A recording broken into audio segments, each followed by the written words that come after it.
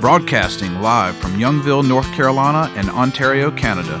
This is Got Mead Live, a weekly show where Vicky Rowe and AJ Airmans bring you the mead news, meadery info, and mead making discussions from all over, talking with mead makers, mead owners, industry mavens, and influencers. This is Got Mead Live, a weekly podcast about mead and the people who love it and where the mead world is going. And now here are your hosts, Got Mead owner Vicky Rowe and mead and wine maker AJ Airmans.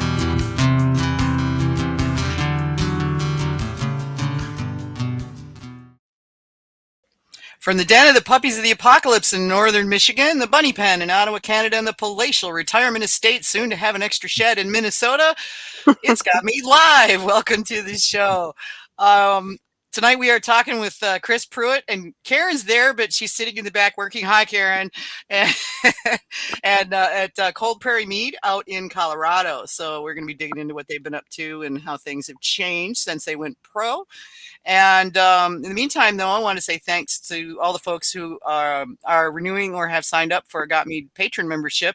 That's how I can pay the bills for this to keep the show on the air. So you are very much appreciated. Thank you so much. We hope you'll consider becoming a patron member if you're not one already. It's only $30 a year. Get you access to the Got Mead the patron boards and the Got Mead forum or patron Facebook group. And there's quite a lot of really excellent mead recipes in those areas, so you should definitely check them out. You can get a completely free forum membership at gotmead.com/community, and if you choose to upgrade, you can do it right from there. So thanks again. We really appreciate you guys. If you want to listen to us live, you can find us on YouTube, Twitch, X, and Facebook on the Got Mead page. And we do have a chat platform as part of the podcast program, but we also have a Discord channel now, which because people were telling me they wanted pictures. So there we are. Comment from wherever you're watching. We'll see it. If you'd like to call in, we can get you in to talk on the show too. So just let us know. You can find us on Twitch at twitch.tv/meadwench. YouTube is youtube.com/@gotmead. X is x.com/realgotmead. Facebook is facebook.com/gotmead. And Instagram is instagram.com/gotmead. If you want to send us a comment, criticism, people we need to have on the show, or anything else you can think of, you can just go to gotmead.com, put your mouse over, but do not click Got Me Live Radio Show. Click the drop down. That'll take you to a question form that'll come straight to us. So definitely check that out. And I want to do a shout out for our lovely sponsors, Honeybrook Craft Mead. You can discover Honeybrook Craft Mead with 2 Colorado locations to serve you. Visit our original Castle Rock tasting room and production facility or our brand new Littleton Mead Cottage and Garden. Choose from our 20 taps of wonderful, light, and refreshing craft mead. Find us using your favorite map app or visit us at honeybrook.com. That's HONNIBrook.com. So welcome, Kris. It's good to have you on the show. Oh, it's great to be here. Yeah. Sorry it took so long. Right. Yeah. Right. So, are you drinking anything tonight? I am. It's a special occasion. Never done one of these, so I broke out. I got one of our buddy Piotr's meads from Augusta over in they're doing some great stuff over there. He's crazy, and they're great guys. I love them. Got us a coffee mead that was aged in a bourbon barrel, and it's a 2020. Not that we do years too terrible much on our meads, but wish we could. It's right here on the bottle, and so go ahead, babe. Karen's standing here getting ready to pour her a glass, and she's like, "Stop," because she thought I was reading, but I'm like, I'm just focused on the bottle. Yeah, I know. I bring the bottle in with me too, and it's like, 'cause I gotta read the bottle, you know. I didn't. She brought the bottle. She goes, she's going to ask you about it, and you better have the bottle in front of you. I'm like, yes, ma'am. I'll Atta girl, Karen. Girl on fire, man. Yep. That's the smart, pretty one right there. Yeah, she's the smart one. Yep, somebody's got to do it, right? Yeah. So I've had these bottles since 2020, and was like, you know what? I'm breaking one open finally. So nice. That's what I did. Special occasion, special mead. Cool. Yeah, I want to get some more. What are y'all into? You go ahead. Oh, Kevin says he's not drinking tonight. No, Kevin's got a cider. No, I'm drinking a low ABV heirloom cider I made last year. I need to remain alert because I've been working outside being construction labor. So I'm, Yeah, which means it's nap a couple of big ABV meads and I'd be down for the count. Yeah, I hear that. What's you, AJ? I just opened buckwheat cherry from Tracy Kufas, and it stinks, and I love it. It is delicious. I love buckwheat. Tracy's buckwheat cherry is so good too. It really is. I love the smell of buckwheat, honey. I don't know why. Probably because I worked with horses for so long, but I really, really enjoy it. It's a love-hate honey. You either love it or you hate it. There's no in between there. I didn't used to like it. I tolerated it, but now I really like it. It's one of those things where you figure out what's different about this than everything else and embrace it. Stinky cheese, I mean, it's a thing. Acquired taste, maybe, I don't know. Yeah, I love it. Maybe try some stinky cheese with the buckwheat beans. I don't know. Some of those things, when they're paired with the right item, it sets them off. And it changes your entire view of what you were consuming because you'd never liked it before. And all of a sudden, in combination with that one special thing, it really, really works, I've had that happen, but I'm not sure I can make stinky cheese work. Okay. Like Swiss cheese makes me want to throw up. So. Oh, Swiss cheese and green grapes. Do it. Nope. Do it. I'm telling you. Oh, okay. Tracy says goat cheese is awesome with the buck cherry. Oh, absolutely. I'm sure it would be. I would be, yeah. If I had some, I'd go get it. Mm-hmm. I know, right? I have to sneak it in. John doesn't like goat cheese, so it's like I'll buy it and then I don't have to share it, which is nice. Yeah. So I don't know. I pulled because I don't have any at Chris's Mead yet. The mead budget is kind of shot to shit right now. So what can I say? I decided to pull a bottle of Brimminghorn, and this is, since it's fall, the Golden Bough is out, and this is a sizer with lemon and elderflower. So it's really nice. Full ABV and really mellow aroma, very soft apple with some citrus notes, a little bit of, I don't know if I call it acidity, but you can definitely get the elderflower. And the flavor is equally unique. It's elderflower's got a really nice contrast to the apple, and then you get that acidic note from the lemon, and it's just really good. It's funny because it's not, a lot of sizers I get that they're bright. This is more. My brain wants to say smoky. It's not smoky per se, but it's just that kind of laid back, velvety. It's really nice. I just really like it. Yeah. But if y'all want some, go to brimminghorn.com. Check it out. This stuff's some good things. And again, if I had a mead budget available at the moment, I'd probably buy some to stash. And how about that post he put out the other day? I had to share that. Which one? The one about the sweet meads and yeah. I'm gonna ask him if he would be willing, that fermentation specialist stuff he's putting up there, if he'd be willing to let me cross post that over to Got Mead, because that's great stuff. Yeah, that was awesome. I read that and I'm like, oh man sakes. Just put right. Yeah. Yeah, he put a lot of thought and really care into those posts, which is great. Usually people just dash them off, but he clearly sat down and went through that carefully, I've known John for a lot of years, not as well as I'd like to, because I don't get to see him all that often, except at shows and when I occasionally get to Delaware. But he has always struck me as a very thoughtful and not calculating, because that sounds bad, but he thinks about things. He really gives it his full attention, and he's considered. Thank you. Considered, and he's very detail oriented. So, it's just all the way around. He's just, it's really fun to interact with him because of that. Yeah. One of the titans in the world, that's for sure. Yeah, absolutely. Absolutely. No question about it.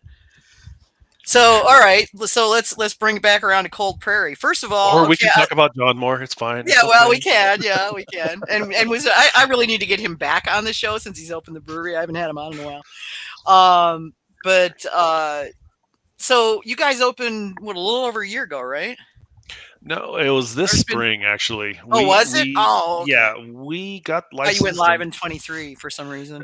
Nope, we got licensed and formed the company in 22, and then that became job number 3. Because we both had day jobs in IT. We have the honey business that we've been running for since 16 or 17. And I didn't realize. Okay, I didn't know you were in the honey business too. Yeah, that's how this all got started. That's okay. How many hives do you have? Well, I mean, it shifts and changes with the seasons. And are we pulling wildflower from the backyard? Are we doing clover from up in Boulder County? It moves around. But we don't ferment our mead. We don't ferment our honey. I was going to say, you what? Yeah. You're doing contract? That was what I was thinking. Is like, who does then? Yep. Brand new to this talking in person thing. So come on, Chris, you're just talking to us. We're sitting around a table with mead in our hands. Right. Don't be nervous. We don't ferment our honey. Our honey goes in the jar. It's just way more valuable, and especially during the homebrew years. That makes sense. Yeah. Yeah. The only, and still to this day, the only mead that ever was fermented with our honey was for a mazer. During mazer, when it got canceled, we were going to have the tej party. And you had to have a tej, make a tej, something to come to the tej. And Steve Paddock, we all know Steve. Steve's awesome. One of my mentors, and he's like, "Hey, are you going?" And I'm like, "I don't have a tej. I mean, I've tried a tej, but I don't." He goes, "Well, let's just throw one together." He goes, "But here's the deal," and he insisted on buying some honey of mine, and I'm like, "I'll just give you honey." And he goes, "But here's the deal. We're going to make this tej, but we're using your honey to make it." And I'm like, okay, man, it's your honey. You do what you want with it. So we just slapped together a tej session, and just so that we could go to the tej party. And then Mazer got canceled because of COVID. And I held on to it. And that little session meet actually got me my second Mazer Cup a couple years later, from just some little something we threw together to go to an after party. And today we have at Kold Prairie a session tej, and everybody loves it. And that's how that come about. So but anyhow, Kold Prairie became job number 3, and we just couldn't get to it. There's other priorities that keep stepping in the way, and then life changes. Making a living thing, dang it! That whole bills. And, how dare they expect you to bills and mortgages and utilities? Right? God, it's so rude. Yeah. You want to have property? Okay, well, you're paying for that too. And, well, life changed with primary first job number 1, and as I tell the story, I'm like the very next day I was looking at job postings in the same company to get on another team, and Karen, my wife, walks in and she's like, "What are you doing?" And I'm like, I gotta find a job, babe. I'm looking for a job. And she goes, "What do you think about firing the meadery up?" And that was, hey, here you go. That was August of last year. And I said, okay, well, here you go. The whole, happy wife, happy life. I don't like we that see saying. we see who the smart one is here now. Okay. No, the smart, pretty one. Absolutely. I'll tell you every day. But as long as I come in the house and we catch up on our days, just like we used to do when we had our, day jobs, and we catch up at the end of the day. And as long as at the end of the day, she's like, "Oh my God, you got all kinds of this stuff." I'm happy. I'm doing good. Well, and it's yours now. Yeah. You're not working for the man anymore. It's yours. Well, you can make of it what you want. And the beauty, I've always been a contractor and self-employed. And the big thing that I liked, even when I didn't make as much money as I did when I was corporate, was I'm in control of my own life. And it's my business. So succeed or fail, it's on me. And I don't have to go, well, this idiot over here, if he would just do his damn job, there's none of that. It's this, I'm the idiot. And I'm the idiot, and I still say that. Is that okay? Yeah. Like, there's a lot of cussing and then my name at the end of it. Like, what are you thinking? What the heck? Yep. Yeah. So I Color think in you whatever said, excellence you want there. Chris, I think you said that you were licensed in 22 or 23. Is that correct? In 22, yes, sir. And in So 2022, we were fully Huh. licensed, formed the business. We were legal. Everything was there. Like we could have done what we're doing now. It's just So you had like all of your agriculture inspections, space, all that stuff already set up and ready to go?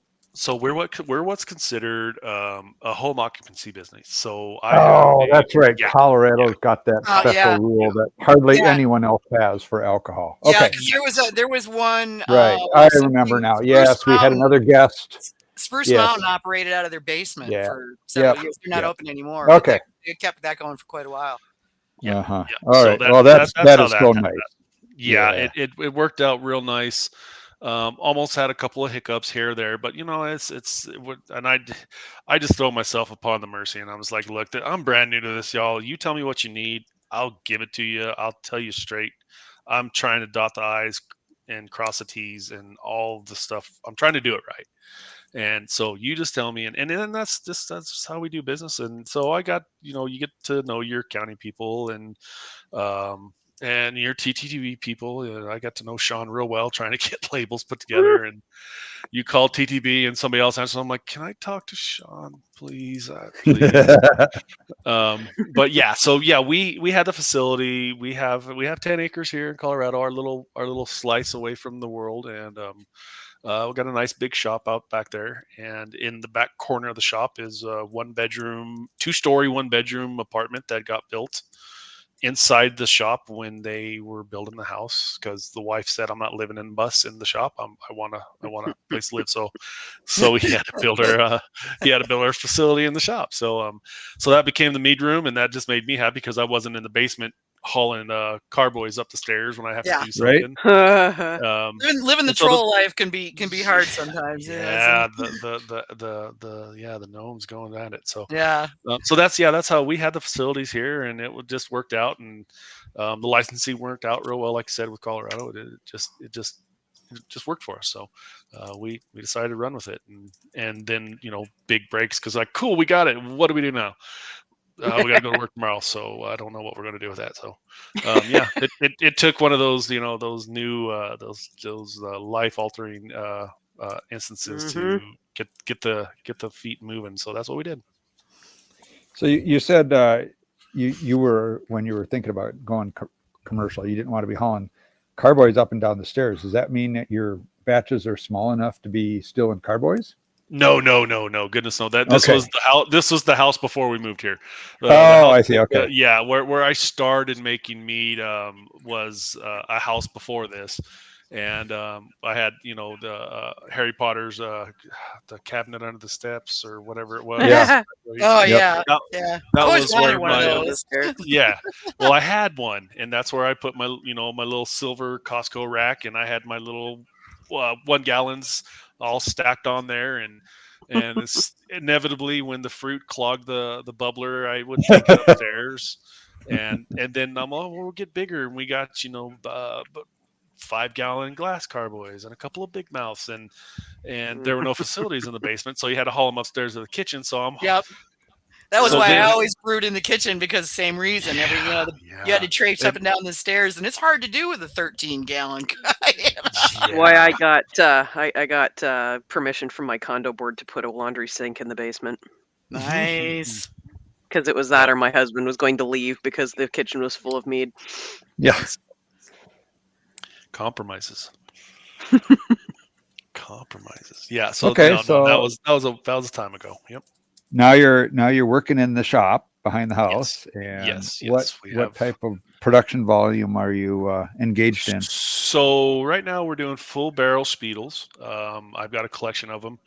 If I fired them all up and do the dance, and by the dance, I don't have a ton of space. It's a fairly small facility, but everything fits. And if you got to get here, you got to move this out of the way to get to that. And then if you have a guest, I tell everyone, you're not in the way. If I touch your hip, it just means I'm going to slide past you. That's all that means. But if I fired everything up, I could run 10.5 barrels. and then we had a walk-in built out of those metal shipping containers, and had okay. it foam insulated in the inside and on the bottom side, and built a pad and had it set out just out the back door of the meadery. And so I've got a cool bot in it and keep it down at 50 degrees. And that's where I store kegs. And I don't do barrels. I don't have facilities for barrels right now. So everything is, wood chip and spirals and whatnot to get my oak in there. But yeah, so we got the walk-in in the back to crash if I need to crash, and bottle storages and bulk aging, and then we got the production area that I gutted all the residential cabinetry out and brought in stainless steel racks and shelving and made it a little more sanitary for me. And yeah, that's what we ran with. With your cottage industry licensing, do you need to have food safety inspections of any kind? No, sir. Considering alcohol? No, sir. So with the honey, we have to be the home cottage, whatever it's called, certified. Very simple. Just kind of fill out the questionnaire. With honey, you just kind of fall underneath the radar. It's a thing, but it's not a thing. It's and then with the mead, now here you go. Now if we try to do another license, to a brewery license to do braggots or what have you, because with our license, obviously we can't have grains in the meadery. We would have full-on inspections with fire prevention and you name it. And I heard, you hear horror stories of, the fire chief out there, she's going to make you put a fire cabinet in there to store your mead in, because it's got alcohol. And you're like, yeah, but you can't light it on fire. She don't care. You're going to have to.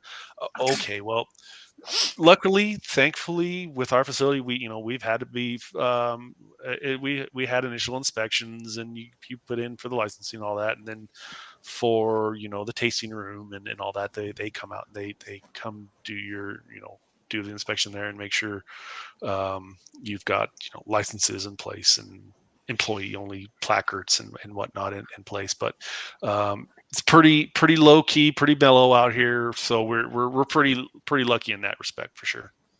And you do have a tasting room. I didn't see anything listed on your website about that. Well, we don't have a tasting room yet. We were playing with the tasting room people because we were trying to get licensed properly. Again, not straight edge for sure, but I'm definitely trying to do things the right way. For the festivals and some of the bigger markets, you had to have they're saying, well, you need to have a tasting room because you can't sell, and then you get digging in and you start talking to the right people, and all of a sudden they're like, no, you don't need any of this, you're fine. So I have officially been inspected, and I told them, like, look, I will set it up. And I set a 10 by 10 tent up that was, we were working on our festival setup, and we have in the picture you see our bar, and I have 2-3 tap towers on the bar, and I keg my mead, and we push it through the taps for serving at the festivals and whatnot. So I set that all up. I'm like, here you go, tasting room. This is you have a portable tasting room. That's what it is. I have a mobile bar. Yeah. Now, see, all you need is one of them pedal bars like they have in the cities. Yeah, but please, for the love of God, don't do that to people. No. I see those going around. It's like you're drunk and pedaling on a highway. Yeah, I have been stuck behind that thing so many times. They don't have them around here. Have firearms in Canada. Yeah, they don't have those around here. From my house, but it's called Kold Prairie for a reason. There's not much else out here. You got a couple trees and whatnot, but pedal biking would be you don't have enough booze on that thing to keep people interested. That's for sure. Yeah, well, we're out in the boonies here, and one of the things that I noticed that they have, Traverse City is the biggest town in the northern part of Michigan, and it's got maybe 50,000 people, if that. And that's pretty much like and the whole rest of the state is tiny little towns. Alpena's out there on the other side of the state, but it's also pretty small comparatively speaking. And but there's an old railroad track that's still there, but trains aren't running on it anymore. So some enterprising guy got these pedal bike things that run on the tracks. So you get like 20 people on one of these bikes, and they're all pedaling and going down the track. So it's like those push-pull things that they always show in TV shows. Yep. Yeah, and it's just hilarious to watch. All these people are just pedaling down this track and like in town. It's not even scenic. It's like, okay, why? Because there's nothing else to do. Pretty much, yeah. That's pretty much it. That's all right. Yeah. So are you gonna try to squeeze barrels in there? Or are you squeezing barrels in there? No, not this facility. We're looking at, do we expand inside the shop? Because basically my meadery takes up half the shop floor. Mm-hmm. So I have another half that we could definitely expand into and be able to bring in larger fermenters, because I won't put the second story on there. I'll put playing with the idea of putting like a walkway across the top there. Right. Plain, like I draw stick figures and they aren't very recognizable, so the drawings are horrible. But probably looks a lot like my graph paper drawings when I'm working on house reno stuff.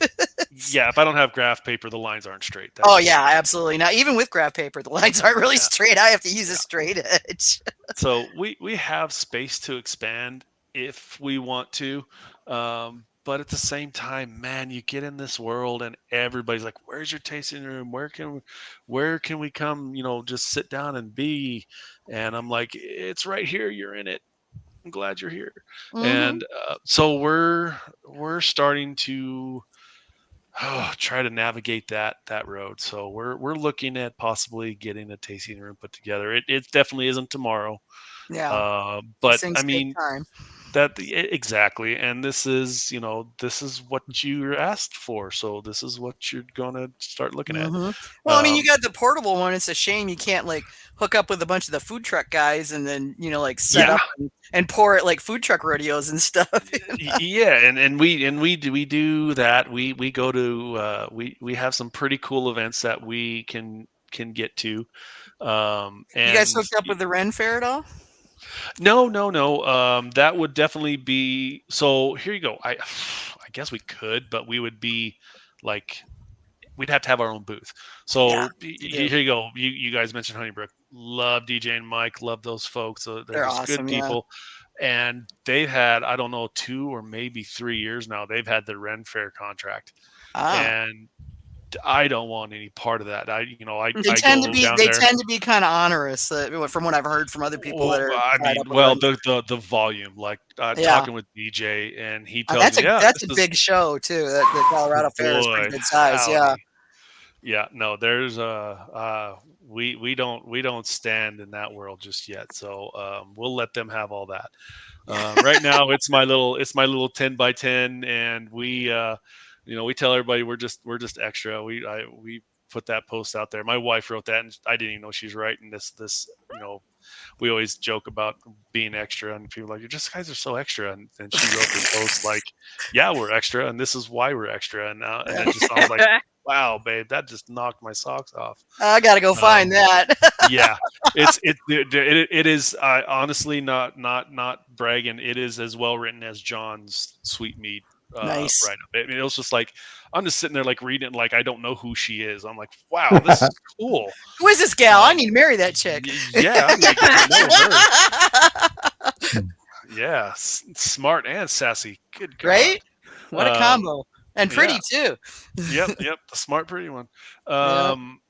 So we have the big bar, and it takes up it's 9 feet, 8 feet. I don't know. I had to customize some Harbor Freight, the wood floor dollies. Yeah, I had to customize those and put 4-inch casters on it so that I could roll it on grass. Yeah. But man, she'll go wherever we roll her to, and plop her off and hook up the kegs, and business is on. So it's been really cool. It's been really fun.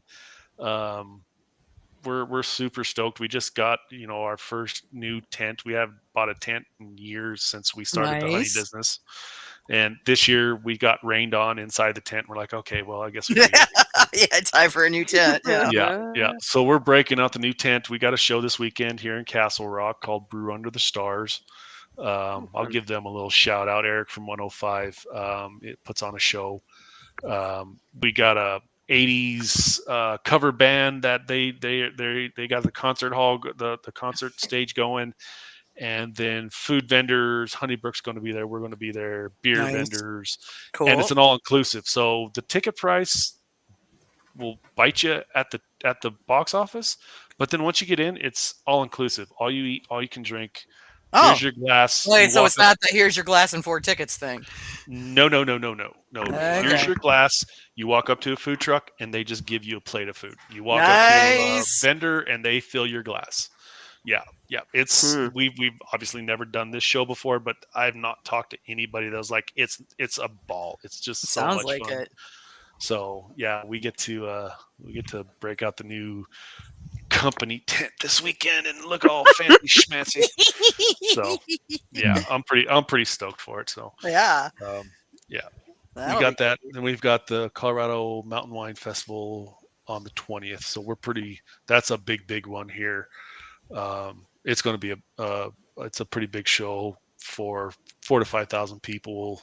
Nice. We're all going to be there. Honeybrook's going to be there. Dragon, Marmot, Mead Krieger, all the big shots here in Colorado are going to be up there. I think Hunter's Moon's up there. Okay. And then I wonder if David's going to that one. I'm not sure. He's been kind of quiet these days. I don't see much around about him. Yeah. And then, all the wineries and local wineries and whatnot. And then they gave us a 10 by 20 space. We're small timers. So we're used to 10 by 10 and that's our world. They're like, well, everybody's got 10 by 20. So we're going to break out I think I called it the Buffalo Grass Lounge. And so we've got some cocktail tables. And so that extra 10 feet over there, we'll set up the other tent and we'll have drinking tables and you can come get your meat and go over to the table and sit around and chat and just kind of lounge. Like I said, we're extra. I wear the badge proud as hell now. Why not? I mean, it's not extra if you can back it up. That's it. There you go. I mean, that's really the thing. It's like when you're really seriously extra, it's because you can't back it up. Yeah. That's everybody. Well, you're extra, but we love it for you. So right. Yeah. We'll just keep and do it. You've always been, as long as I've known you, you've been over the top. So. You know what? I enjoy myself. I enjoy life. I enjoy why not? people. You get one go, man. Make it count. I was thinking about that the other day. I'm like, shoot, I ain't seen Vicky since Domras that year. I know that 1 year at Domras. It's been a while. Yeah, that was we got best of show that. And saw you guys year. in Poland that 1 year. That was the year before, the 2019. It was the 2019. Yeah, because I haven't been back to Poland since then. And now that I'm living up in Michigan, I haven't been back to Domras in the last couple of years because it's a 25-hour drive. So it's like Well, I'll tell you what, you guys got to get to Poland. Like the worst part of Kevin's going next year. Is it's so worth it, Kevin. If you haven't been, you'll enjoy it. I can't afford it, but Kevin's going to go, so. He can represent for all of us. Such a good show, and I tell everybody it's more of a family reunion for us. Oh yeah, than it is a gathering. Like 2019 was that was so damn awesome when they brought all the food out, and it was like, holy crap, silly. You want $20 for this? Holy cow! 40s loady. Come on, give me a break. Yep. And it's still like that. And like I tell everyone, I'm like, just go. It's save awesome for the plane ticket, whatever. Once you get there, it's good people, amazing food. You get to try things you've never tried before. I mean, when I was there, the Augustova guys invited me to come stay up in Augustau, and so I spent like 3 days up there, and it was great. Kristopher went with me, and he drove, because I had no idea where I was going. So, and it's so funny because, I have very little Polish. I could say hello, goodbye, how much, and where's the beer, and the bathroom, but, and he has very little English, pretty much same situation. And somehow we managed to have a conversation anyway. There was lots of hand gesturing going on. Well, and then I want to say the next year after that. So 2020, that was the excursion. So now we do the judging for the couple days. We have Saturday, that is the conference, and then the awards banquet. And then Sunday we all pack up. Well, there's a number of folks. We go on excursions, and we go, everybody loads up on the bus. They rent a bus, and everybody loads on the bus. And well, that's what we did in 2019, was we visited meaderies all over the place. Yes, that's right. That was awesome. Yeah. Well, the next time we all went up to Augusta, the group, and all the way. Wow, that's a hell of a long drive. Where was that? The year it was in Krakow, or no? Krakow was this year. That was the first year that it was in Warsaw. Oh, in Warsaw. Okay. Yeah, and so I don't remember, what was there, 25 or 30 of us, and they loaded mead onto the bus, the cases of mead from the competition. They just started loading mead on the bus. Yeah, they did that in 2019. Yeah. No. Yeah. So it's a party bus, man. It's great. Every stop, we stopped at the Honey Museum, and then we stopped at 2 places on the way too. And every time we stopped, everybody had a little harder time getting off the bus. Lots of laughing, lots of good times. And then we were trapped in this resort town with nobody there. It was just us. So they're like, yeah, do what you want. Here's food, and we're going to bed. You guys do what you got to do. And resort towns in the winter are terribly exciting, unless it's a ski resort town.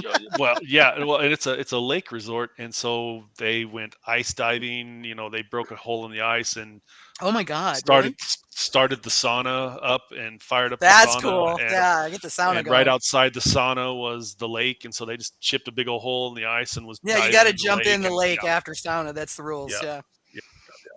Yeah, we used to do that. It's just so much more than what it. Like 2019 was just fun. Poznan was a cool time. Poznan was a cool time. Yeah, the old town was beautiful. Oh my gosh. Yeah. I mean, the whole Krakow you get down and I got to do a drive through at Krakow. That was about it. Yeah, but it's a good time. And anybody out there, if you've been considering the possibility, you really should. If you can, you should go. Absolutely. It's I can't say it enough. Amazing people, amazing food. Did the Greeks show up this year? No, not this year. This year, bummer, man. you know what? I haven't seen those girls since 19. They were that honey that they had was stunning. Yes. Dang. This year was there was a couple of new groups this year. The group from Mexico came up, and there was because now they've got the Mexico version of the comp. And there's always additions, but there was a couple of folks from Italy come up this year. Nice, good. So there's always new people coming in and new people going out, and it's ever flowing. But the core group of us, it's basically, Vicky, the same group of us that were in 2019. Our little group. I figured, there. Yeah. I've been every time I see all the pictures and whatnot coming out of there when you guys go, and I'm just like, God bless it, I really want to go. And I just don't. Every penny I've got is sunk into this bloody house getting things updated. So that's the deal. Travel money isn't really in the picture for me anytime soon, other than like I'm going downstate at the end of the month for a comp and speaking at a conference, but that's just downstate. And I have somebody's cabin I crash over in. So. But I would love to go. I had a grand time in Mexico too, even though they were a little bobbly getting the comp up off the ground, but the whole trip overall was awesome. So much fun. Yeah. I had a grand time and everybody was wonderful, and I want to go back. And again, can't, not yet. Maybe someday. We just got back. We went down for it 2 weeks ago now. And again, great folks. They sure know how to put on the pomp and circumstance. I mean, the welcome show that they had with the mariachi band, and they had a table of mezcal from one of the local. Oh, really? That's what they did. That's what they did this year. Yeah, that's nice. We didn't get that. They didn't do either one of those things when we were down there. We're not special enough. No, they were new enough, but they hadn't worked out all the details. Yeah. We just got into it early, Kevin. That was what it was. We should have waited a year. Yeah, but still, there was some scheduling bobbles and things like that, but overall, we had a really good time. Sure. Oh, yeah. And Raul was the saving grace. Oh, Raul was awesome. I mean, they'd be stupid if they didn't utilize him to whatever extent they can. Raul was fantastic. Yep. So yeah, that was a fun little break. We hadn't had a break for all this year. We fired up and was like, oh, we're gonna go hard. We're gonna go, and starting to come kind of to the end of the festival season. Like I said, we got a couple more shows to go. It's gonna be winter in Colorado soon. Yes, thank goodness. Just yeah, right. yeah, we I know it's like 90 degrees can bite me, man. I'm tired of that. Yeah, we had maybe 5 or 6 90-degree days, and we're like, you all can keep that. I don't have no. Yeah, we had those too, and they were like all in a row, and it was like seriously. Yeah, it's time. We need to go get out of town. So we're going to try and hit Mallorca this year. Go to Spain and visit Francisco and Marco. Oh yeah, you know Manny Algaresta?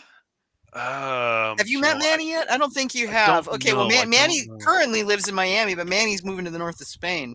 Aha. And in fact, I've got to get a list from him because he's getting rid of all of his equipment before he goes. So he's got he's down there and he's like, anybody wants it, come get it. Mm-hmm. Well, keep the list away from me. I own a trailer. I'll be on.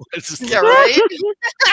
he's like, I want people that can come either pick it up or that that we can get together in the general vicinity kind of thing, you know. But Manny's got he's got like a whole bar set up and the whole 9 yards, and when they sell the hacienda, he's getting rid of all of it. So wow. Yeah, he called me up not too long ago and was like, yeah, I'm going to do this. And I've been meaning to get back with him and go, give me a list, Manny, and I'll get it out there so folks can know.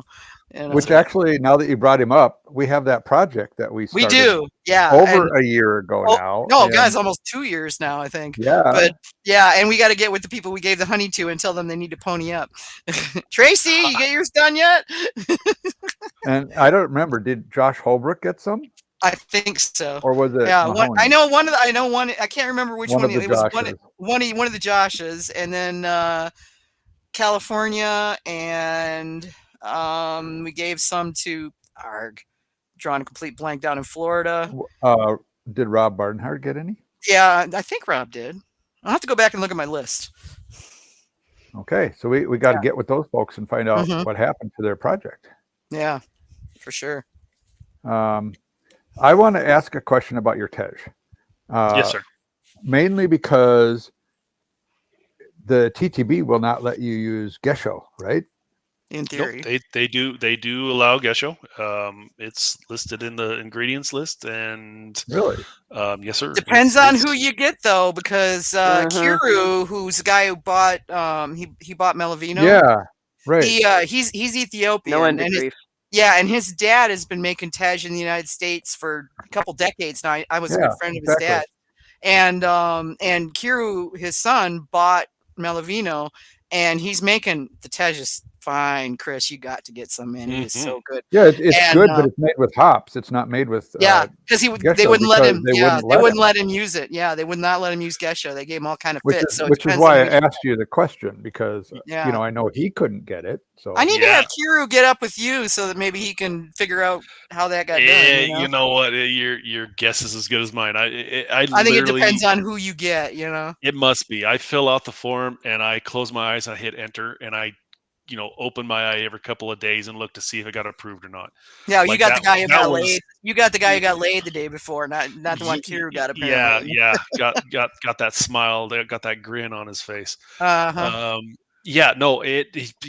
was. I damn sure listed it in because here you go. If I can't, I ain't gonna do it. I don't want that headache later in life.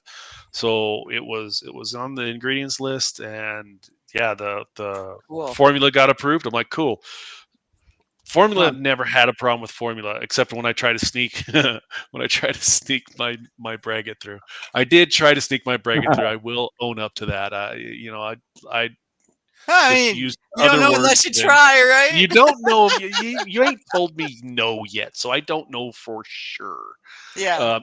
So they do tell you no, and they tell you no quickly, and they don't even wait for you to take back, and they're just like, don't cancel. You don't get to do this. Okay. Yes, sir or ma'am, thank you very much. The labels were the biggest headache because I tell everybody, I'm like, they originally was like, yeah, no, you can't say mead. That's not mead. And I'm sitting there looking at the screen going, I'd sure like to see your definition. Like, well, you put fruit in it. It's not mead anymore.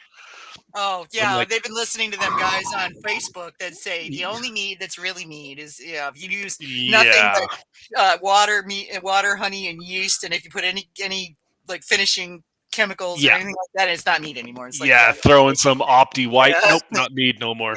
yeah, you can. Um, yeah, so Cold Prairie almost ended as quickly as it began because I looked at Karen and I'm like, Oh dear. if I can't put mead on a bottle, if I have to, and I don't know why, it just makes the hair on my neck stand up. If I have to call this honey wine and not mead, I'm not doing this. I can't. I don't I respect that. I Yeah. don't hate honey wine. It just doesn't roll off the tongue. It's not There's your Tej. mead. And 'Cause it's listen, mead. it's mead. And if I can't go to a new person and say I make mead and they don't know I'm talking about honey wine, they think I'm talking about hamburger, my day's not fulfilled. Like that's Colorado. The looks we get when you're like, so what do you do? Oh, I make mead. Oh, really? And I'm like, yeah, we know we do a berry and we do a strawberry. We do a traditional, and the looks about time say strawberry, and they're thinking strawberry steak, and they're not sure what you're talking. I'm like, oh, put a D on the end of that, partner, not a T. A D, Yeah. mead. Although Yeah. it's really good with a steak, just saying. Yeah, it is. It is. Oh, this mead would be So so good with a steak. It would. so the labeling was the biggest headache going back and forth, and especially because I again, stick figures. I don't do art, so I had to find a really cool company called Peanut Butter Creative, that they did the labeling and the logos and stuff for Honeybrook. And Mike was like, yeah, give them a call. I'm like, I will. Great girls, amazing. They put the website together. Karen and I maintain the website now, but they got the initial. They drew up the They did the logos. upfront stuff and got it out the way for Yeah, you. Yeah, I'm and fixing to do that for a honey provider, and it's like they can handle it once it's up, but they yeah, just don't have the time to put it up. yeah. So when I'm having to go back to the girls, be like, I'm so sorry. They said we can't say this. Can you please redo? Because I didn't know this. I was trying to get it done before I turn it in to make sure I got the words right. They're like, no, you need to have it mocked up and send us the labels. Well, okay, sorry, here I'll have them make it. So yeah, so there's a couple of back and forths, and again with the Tej, I guess it was on the label. It's written on there. It got approved, and hey, you already said I can. No takebacks. So Right, don't say I that. hope it works yeah, that way. yeah. I'm looking at it. So yeah, I love those labels. They're great. They're Oh, very. thank you. They make me think watercolors. Well, I mean, no, so it is a watercolor. That was yeah. Here you go. Our homebrew were very Nordic, very Viking names. I would open up the Icelandic sagas and look for a dragon, and that's where our mango habanero name come from, or whatever the Yeah. runes for the raspberry. And we decided when we formed the company, we're going to go a little softer, a little more feminine. We are going to go find the wives that are with the beer guys that don't drink beer. Smart man. I ain't no shame in my game. So I told Karen, I'm like, I'm feeling like very pastels, very watercolors, very soft, very feminine. And again, the girls over Peanut Butter Creative, we were telling them our thoughts, our ideas. We're having a brainstorm session. She's like, I paint, and I'm like, Ooh.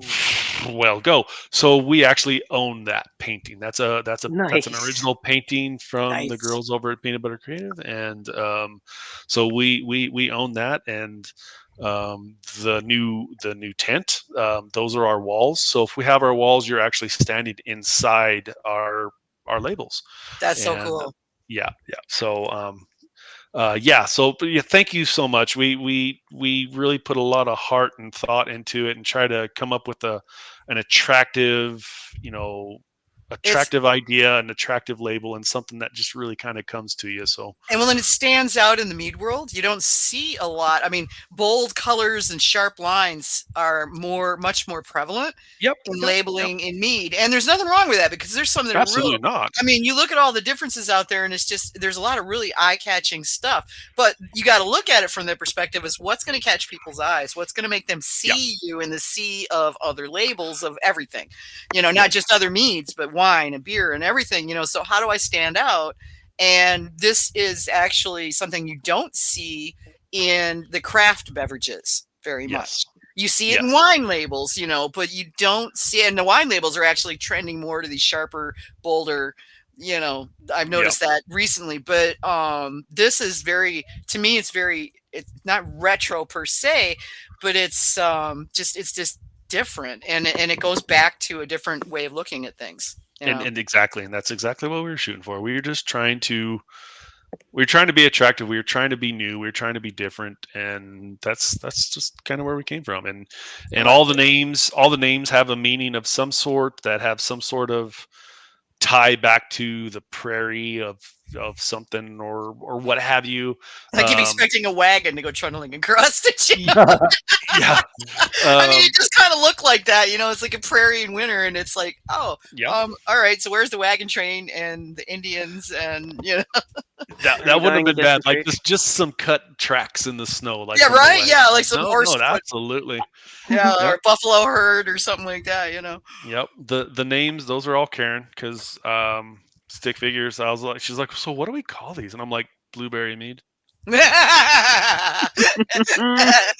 not quite your strong point, huh? Yeah, no. She's like, well, no. What do you want to name them? I'm like, I named most of the homebrew ones, and I just don't have that. I don't know. She's like, well, I got it. Yeah. It's a skill. The blueberry one is probably one of the most special, because we named it Evermore, and that was friends of ours were getting married a couple years back. And we're like, hey, we wouldn't mind would you consider making a mead for the wedding? And I'm like, sure, what do you want to have? And they're like, we like your blueberry. I'm like, cool, I'll throw a blueberry batch together. So that's how that one, that name right there, Evermore, was because that was their wedding mead. So that one came across. But nice. All the label writing, all the stuff. That's Kris just picks up heavy stuff and moves things. The I love the stuff. Karen, Karen comes up with the word. Yeah. So it's really good, and I love that you went with K, since it's Kris and Karen, and you're both K's. That's well, and that goes back a long way. So we've always been, the families have always called us like KP squared or KP2 or something like that, and that name just doesn't roll off the tongue. So that's where we come with that. So, and our business, our honey business, is two beekeepers, and so it's just the number 2 and BEKPERS, two beekeepers, and then we throw some little bees on there, and they got the little stutter trail coming off the bees. Well, at the end of KP, there's a little superscript 2 that the little bee trail makes. I'm like, okay, there's our 2B. There's our KP squared. So we had the girls do that with this one, and that's in our little sub mark, with just the K and the P and the wheatgrass. There's a 2 hidden in there, but you kind of have to get creative to find it. So. Now I gotta look. Yeah. I don't know for sure where it's.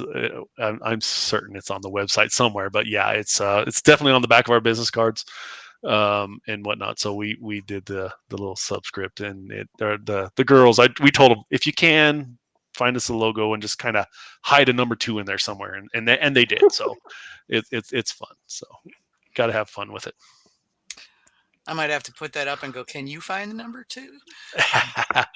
There you go. It's if you're on the website, it's on the very bottom. It's the little K and the P and the wheatgrass. There's a 2 there. Okay. Yeah. I'll have to keep looking.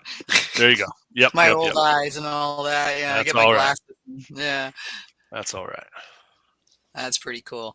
And that's really awesome, though, that you went that route. I like it. It looks awesome, and it's definitely very personal. It is. Coming up, I had some pretty monster mentors. I got to spend, some time with Tom Repass and Madman Bob Slanzy up there, and the mad scientist I call it. I get on the phone with Slanzy, and we're on there for an hour just throwing silly ideas. And he's like, "Well, I do things different. People don't have to like it, but that's just kind of how I do it." And I'm like, "I know, Bob, and I love it." Yeah. Um, Yeah, Bob's labels are he writes in Sharpie on the cork. Yeah, I know. Yeah. I've got all these Bob bottles, and I look at it, and it says, P.S. Okay. Yeah. Yeah. I don't know what. Then I have to call Bob and go, Bob, what's this? Oh, that's the blah blah blah. Oh, okay. Yep. How does he even remember those initials? I mean, it's his code. He understands it. Yeah, but still. He spends too much time in that cellar of his. He knows really does. exactly what it means. You've seen that cellar, you know why. Yes. I don't think I'd ever go upstairs if I had. Well, no, I should take that back. He's got a very cool house. Yeah. So somebody somewhere along the line said, hey, you know what? You got to like what you're doing, or you're not going to make it properly. You can, and this was back in the homebrew days when we were like, we made a run for Mead Maker of the Year one year. I think, I know it was the year that I think Alan got it, maybe. I don't remember. But, let's throw this together. And it was just coming out bad, and I want to say it was probably Tom, Tom and his, just home down, just very calm, and just, if you don't like to drink it, why would you think you'd like to make it?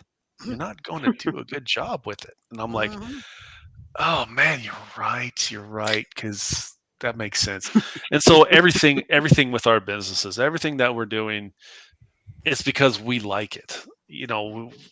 We're not too proud to say, you know what, we might not be for you. And again, Titans, Tony over at Manic. Yeah, I might not be your mead. Be okay with that. Be big enough to say, I would love to point you in another direction, but this might not be for you. And love what it is, and it'll show. It'll come through. Yeah. People will recognize it. So that's just kind of everything. Everywhere you look, the colors, the design, everything. We had to like it first. Yeah. It had to make sense to us first. So nice. That was that. It's a hard line to walk sometimes with when you're doing this, because sometimes what you like isn't what they want to buy. Exactly. And if you are making a business out of it, you got to take that into account. You absolutely do, and and local isn't local area isn't necessarily your business model. I love our little town. We live in a really cool place. We're all pretty close. We head down to the brewery, and it's where not everybody quite knows your name, that kind of thing. not quite Cheers, but pretty damn close. Everybody knows that. It's like, oh yeah, I know. yeah. And if we don't know you, somebody's going to come up and ask who you are. Basically, you might not know you for a long time, but we're going to find out who you are. It's just because why not? I mean, our first night we went to the brewery. I've not seen that person before. Who is that? Exactly. I live in a small town, so it's like, I don't know you. Where'd you come from? Yep. It was COVID, and we'd been sitting around for a couple years or a decade or so. I don't remember how long it was. Seems like forever, doesn't it? Yeah, and we were like, let's just go find something, and Karen was like, well, we could go check out this Elizabeth Brewing Company. I'm like, ooh, wow, that might be fun, maybe. And we're like, well, let's just go, let's give it a shot.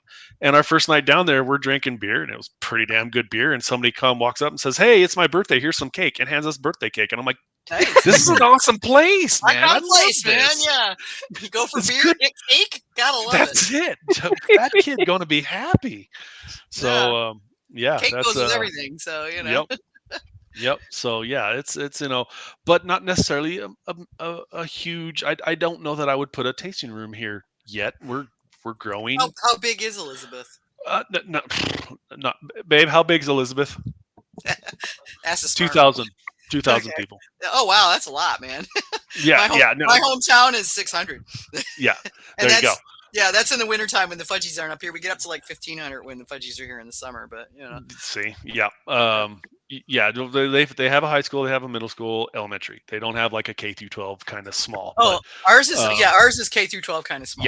Yeah. That's my where my nephews there we go. Yeah, same. That's the school I went to. So where my nephews grew up, K through 12. Yeah. Well, there was 56 kids in my graduating class. I was related to half of them. Yep, that's small town. I had to go to another town to date. Yep, that's. Mm-hmm. Yep, I'm a hick. What can I say? Them the rules. Yeah. Yeah. So maybe not necessarily a place for a tasting room. Go ahead. I'm sorry, Kevin. You've got a solid dozen offerings on your website. Are you maintaining those in stock all the time? Yes, Kevin, I am. Oh, wow. I wanted to do 4. I wanted 5, 4. 6, 7, 8. I 9, wanted 10, to do 4. So who got convinced 12 you? of them all up on Vino Shipper. So. Kevin, who do you think convinced me to do? Who do you think? The boss. Are we having this conversation right now, or do we really know the answer? Okay. When we were playing when we were putting the ideas together, playing with things, and she's like, "So what do you think?" I'm like 4. 4. Let's do 4. That sounds like a really nice even. I like even numbers. For core meads, that's a nice number. That's great. Yeah. And she goes, "Oh, but what about this?" Yeah, that's a good one. But we kind of said these 4. Oh, but what? Okay, 5. But what about this? That's funny. My boss probably would have me going the other way because I'd be the one wanting to put 12 out there, and she'd be telling me, "Well, maybe 4 would be good." It's 12. Yeah. It's actually it's 13 because our mango hob is, I'm pretty proud of it. I tell everybody that's our most hands-on mead when we're getting the habanero added in. Sure. Yeah. And yep, and folks love it. And once upon a lifetime ago, we made a raspberry habanero, and it was ridiculous because my wife's a Hokie. Your wife's my daughter's a Hokie. Hey, Vicky's daughter's a Hokie. Yeah. And a huge Hokie community here in Denver. Yeah, Virginia Really? Tech. What? Virginia Tech. Their mascot is a turkey, and it's called the Hokie. Yeah. Okay. Yep. Nobody knows why it's called the Hokie, but it's a turkey. But if you say it's a turkey around a Hokie, they get really mad at you. So there's fights. There's fights. Yeah. People will hit you. Yeah. and a huge Hokie community here in the Denver area, and one of the cats that Karen went to university with lives down the road from us, and he's a beer brewer, and he's like, they caught back up. "Oh my God, you're here." "Yeah, we're here. I've been here for years. So have I." Blah blah. And he's like, "Hey, I'm going to be doing a beer release. I'm doing a raspberry habanero beer at the brewery. You guys should come for we're going to tap it." And we're like, "Absolutely." And I took a taste of it, and she looked at me, and I'm like, "Shoot, we're making a raspberry habanero mead, aren't we?" No, I mean, let's face it, raspberry and habanero go together like cherry and chipotle, man. It's just that's it. Raspberry and heat work so well together. Yep. Yeah, sweet and heat, man. That's just I'm playing with a raspberry chipotle right now. Yeah, I want to start pretty happy about. Mm-hmm. I got a metric butt ton of jalapenos, and I'm thinking about smoking some of them so that I can make my own. That's what I'm thinking. My cousin kind of what I did. Texting me going, "Look, the tomato and pepper farm is full, and I'm not getting up there. Just please go harvest it for me." I was like, "Okay." I've only got like 3 cases of canned, I've got canned jalapeno, I've got pickled jalapenos, pickled habaneros. Do you do the jalapeno jelly? Because we do jalapeno jelly. I have not made jalapeno jelly yet. It's on the list. Yeah. I wanted to. I like that stuff. Yeah. Yeah, I'll bring some of the next when I see you guys or next comp I'm at. I'll bring some of the pickled jalapenos.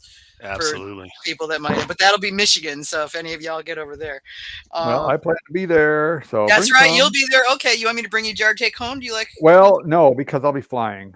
Oh, well, you should be able to fly with that. Well, sure. If I check bag, man. Yeah. No. Are you checking a bag? Aren't you bringing mead with you? I don't know. No, I'm going to ship my mead. Oh well, then. Oh yeah. Are you going to be shipping? Are you going to be shipping stuff back? Because you end up with more mead than you bring. You know that, right? Well, not if I refuse them all. What? Why would you even want to? Who even does that? Vicky, do you know how much mead I have? Yes, in this I do, house? Kevin. You got more mead than God. It's like ridiculous. You're almost as bad as I am. It's completely outrageous. And I've seen your mead room, dude. Seriously. If it's super special, then I'll box it and ship it back. Okay. Well, It's I will bring a jar. You can decide if you want to stick it in your luggage or not. Yeah, I don't know. We'll see. I can bring. I'm driving, so I can take it home if you can't take it. I'll ship it to you instead. But I cheat when it comes to Chipotle. I just go to the Mexican market and I get stuff that they made because it's way. Oh, that's true. Yeah. Yeah. It's way easier than trying to do it on my own. I can get big bags of various dried peppers, but Chipotle is not one of them. And because I've got ancho and I've got Poblanos, I think. Yeah. And I bought big bags of those that I keep because I use them for a lot of things. But absolutely. Yeah, I haven't found the only Chipotle I can get locally is Chipotle and adobo sauce, which is really good, but isn't really good for making mead. So, I would be interested, but I ain't playing that game. No. Yeah. I don't know if I want to have adobo sauce in my mead. So just saying, Yep. But yeah, it's just but that's it. Yeah, I've got pickled jalapenos, pickled banana peppers, and and I made barbecue sauce because he had tomatoes over there too. So and I got to go back for another run because I got to make peach salsa. So yeah. I'd check a bag just to bring some pickled jalapenos home. I'll tell you right now. I can ship them. Well, I'll think about it. Yeah, no, you okay? I'm just putting it out there. It's like just saying. I'll pack up a bunch so if anybody else wants some, that's fine. I mean, we like them. But I don't know how much we're gonna go through in the next. I'm gonna stay with Annie and Jeff. You're staying with Annie and Jeff? Okay, I'm staying with Amy, and yeah. Oh, okay. Yeah, her boyfriend's got a cabin on a little lake, nice. like 10 minutes from the site, so it's great. That's where I stayed last year, and I ended up helping them pull the dock out and everything, which worked out good because they were trying to close the place up for the winter. So it was nice to be able to sort of pay back a little bit, Ooh, Tracy put her new label up. That's nice. Well, I don't think she put a label up. No, there's a picture there. You really can't really get the. It's a bottle of Hefty. Oh, it's a bottle of somebody else's Hefty. Okay. Oh, okay. Hefty whiskey. Cool. Yeah. Oh, I might have to get some of that. Oh. I like Hefty beer, so. Well, I like Hefeweizen, but as a whiskey, I don't know. Yeah, I don't know. Tracy comes up with some neato stuff, so she's doing a lot of smoking too. So I got to get the venison pastrami going. Thank you, Dan McNevin, for that. Well, you're in a location where you can probably just hunt right out of one of the windows in your house. I could, but I've got a nice cozy little deer stand down in the woods, and it's got one of the Dad's old recliners in there, so I just sit back and rock and wait, All right. So put my headphones on and listen to a book while I'm waiting for a deer to wander mindlessly across my view, Sipping whiskey. Oh yeah. Yep. Yeah, I used to get the moonshine when I was down in the South because everybody and their brother's selling. Well, you can even get it up here now. Moonshine. For a while you couldn't hardly find anything but Everclear, but now everybody and their brother's making these moonshine. And there's blueberry moonshine and strawberry moonshine and peach moonshine. And it's like, oh, cool. And I got some and it was awful. They used extracts. Oh no. They used extracts. And I'm like, are you freaking kidding me here? You go to all that trouble to get moonshine and then you flavor it with an extract? Really? That's a lot of work to just ruin in the end. Quick and easy. I'm telling you, quick and easy, and I'll never buy it again. That's it. So I'll have Redneck Manhattans at Michigan too. So everybody's like, what the hell is that? No, when is Michigan? Michigan is the second weekend in October. Oh, it's still this year. Yeah. It's coming up. They moved their date. It was normally in September, but they moved it in. Yeah, they moved it to it's judging. Yeah, it's going to be 10/11 is the judging day. Yep, 10/11. It's a one-day deal though, actually, so it's probably just the 11th. Yeah, it is just the 11th. They're pre-judging on the 10th in the evening. And I signed up for that if they need me, but I'm driving down. So, and I signed up for it, and now it's like Amy was like, well, we've got something going on and we're not going to be at the cabin until later. I was like, oh, okay, no worries. And she's like, but we'll just leave it open for it. Oh, all right. Thank you.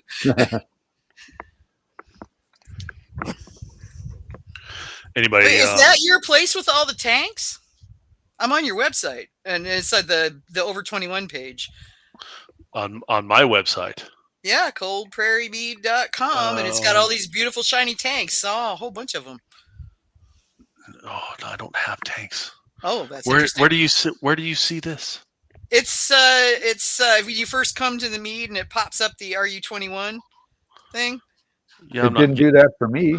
Yeah, I'm looking at it. It usually pops up for me, and about the time you're ready to click on something and look at. The main pops up, says RU21, and it's got like a little reddish thing, and over to the side it's got a bunch of cool looking cases and a bunch of. Oh no!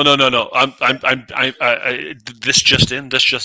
No, that the tanks are not us. It's just Karen's back here playing. She's like, no. That's just a picture. Stock photo. Yeah, thank you. Yeah. I was like, wow, that's really nice. It's got a bench and every 2 benches. No tanks just yet. Like I said, we're going to get that figured out and try to play with the start small, get the tasting room, get your legs underneath you a little more.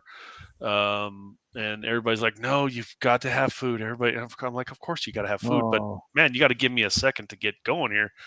But I would imagine we'll go through a couple iterations before we find our forever home with the tasting room. Yeah. But the ultimate would be to have some facilities for production in the place, and then we'll do our over the top extra tasting room, and I don't know if we will do some sort of like kind of Western swinging bar door kind of entrance or what we'll go with, but we'll find out some sort of cozy kind of little house on the prairie, something or other, and go with that. So, but that's coming up. We're looking into things and we're working on some ideas. So nice. Gotta find that spot. Hoping at some point to get back out to Colorado again. It's been a while. Yeah. And usually when I'm out there, I'm slammed the whole time. So it'd be nice to get out there and just be able to wander. Yep. I'll be out there around the 20th of October. 20th of October. What you coming out here? His daughter lives out there. Daughter. Oh, very good. Yeah. And so they're married now, aren't they, Kevin? They're married. It's their anniversary. Okay. The way it worked out, we didn't want to go on their anniversary weekend, but they have stuff bracketing it that they have to do, so that was the choice. But I'm bringing their anniversary mead. So nice. What'd you make them? I made a basswood elderflower. Ooh, nice. Sack strength, and it'll be packaged in the what is it? The Bellissimas, the 175s or whatever they are. 375s. Yep, that's 375. Yep, that's what we package in as Bellissimas. Yep. So it'll be enough mead that it'll last them as long as they're going to live. Okay. So one a year. One a year. Are you using special sparkly painter's tape on the labels, or are you just going to go with the usual? Well, it's interesting.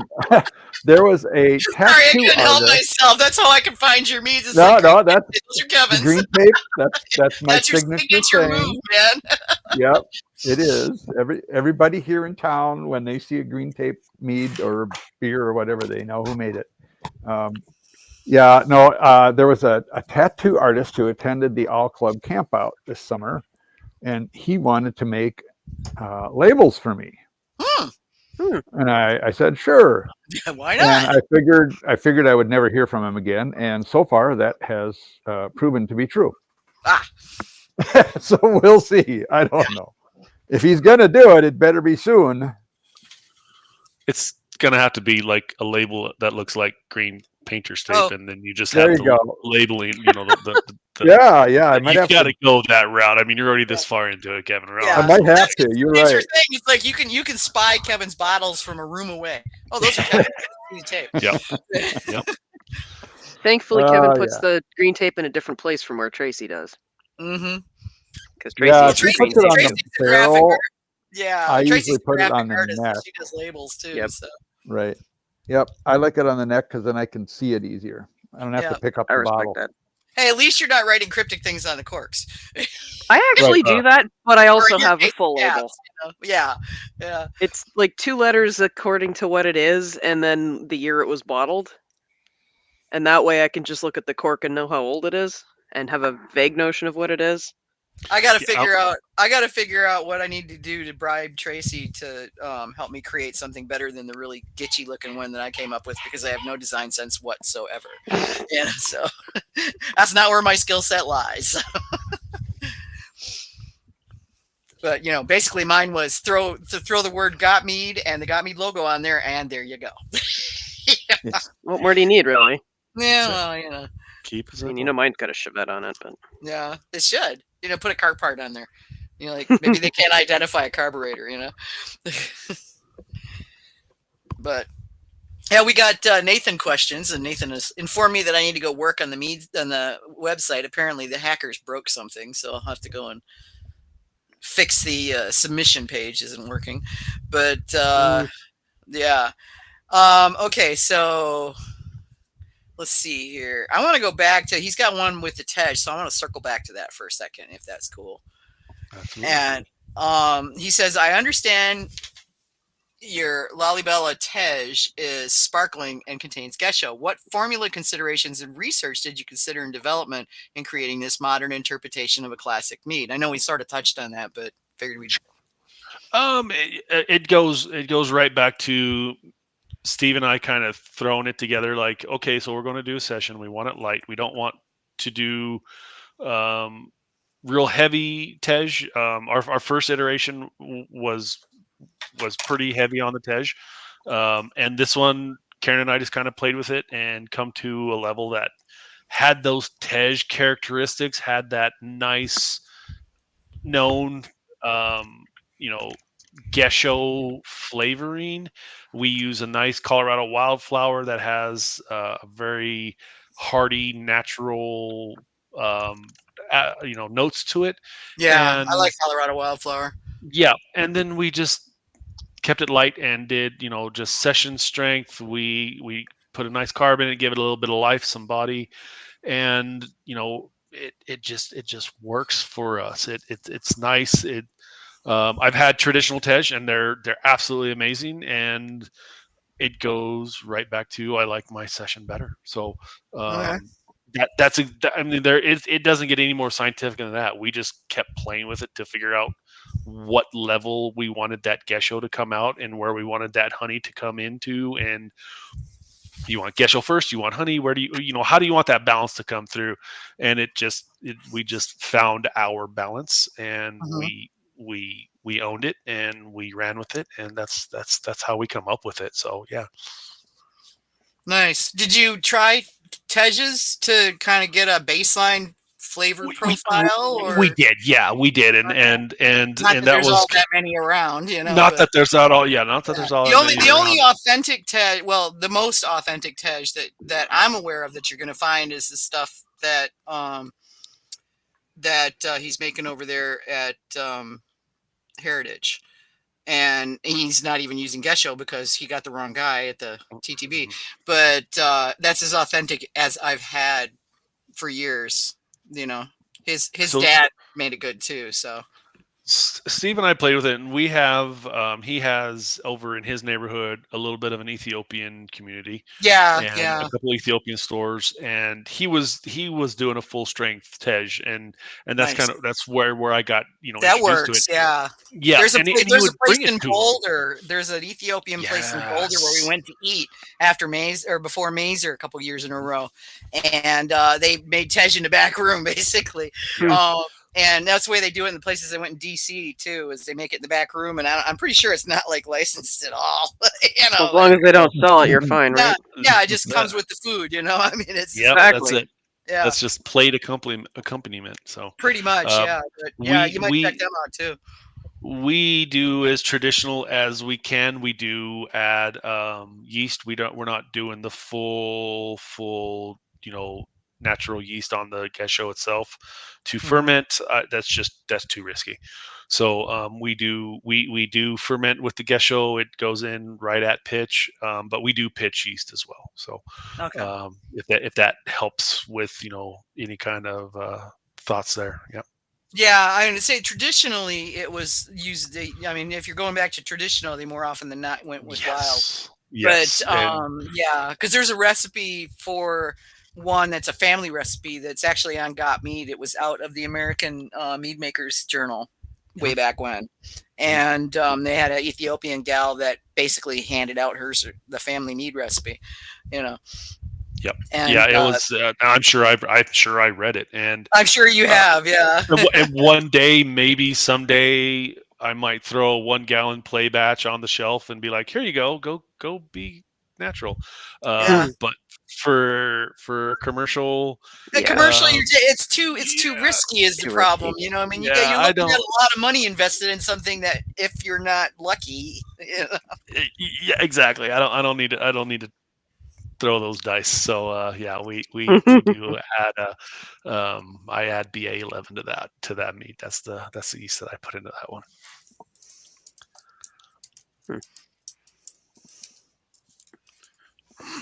Sorry, I got distracted with AJ's tomato incident. Okay, so more Nathan stuff, and this kind of takes us all the way back to the beginning here. What has international travel experience enlightened in the development of your own expanded mead palate, and any observations you may have made in variations of quote-unquote perceived sweetness in meads created in those countries? Nathan, is it Nathan? I need to take some notes here, Nathan. Good Lord. Hey, you're lucky you didn't do it Latin. Here you go. It is the same. International travel is the same as running the circuit and going and judging, Mazer or Valkyrie or Michigan Mead Cup, or going down to Arizona or Savannah, wherever you go.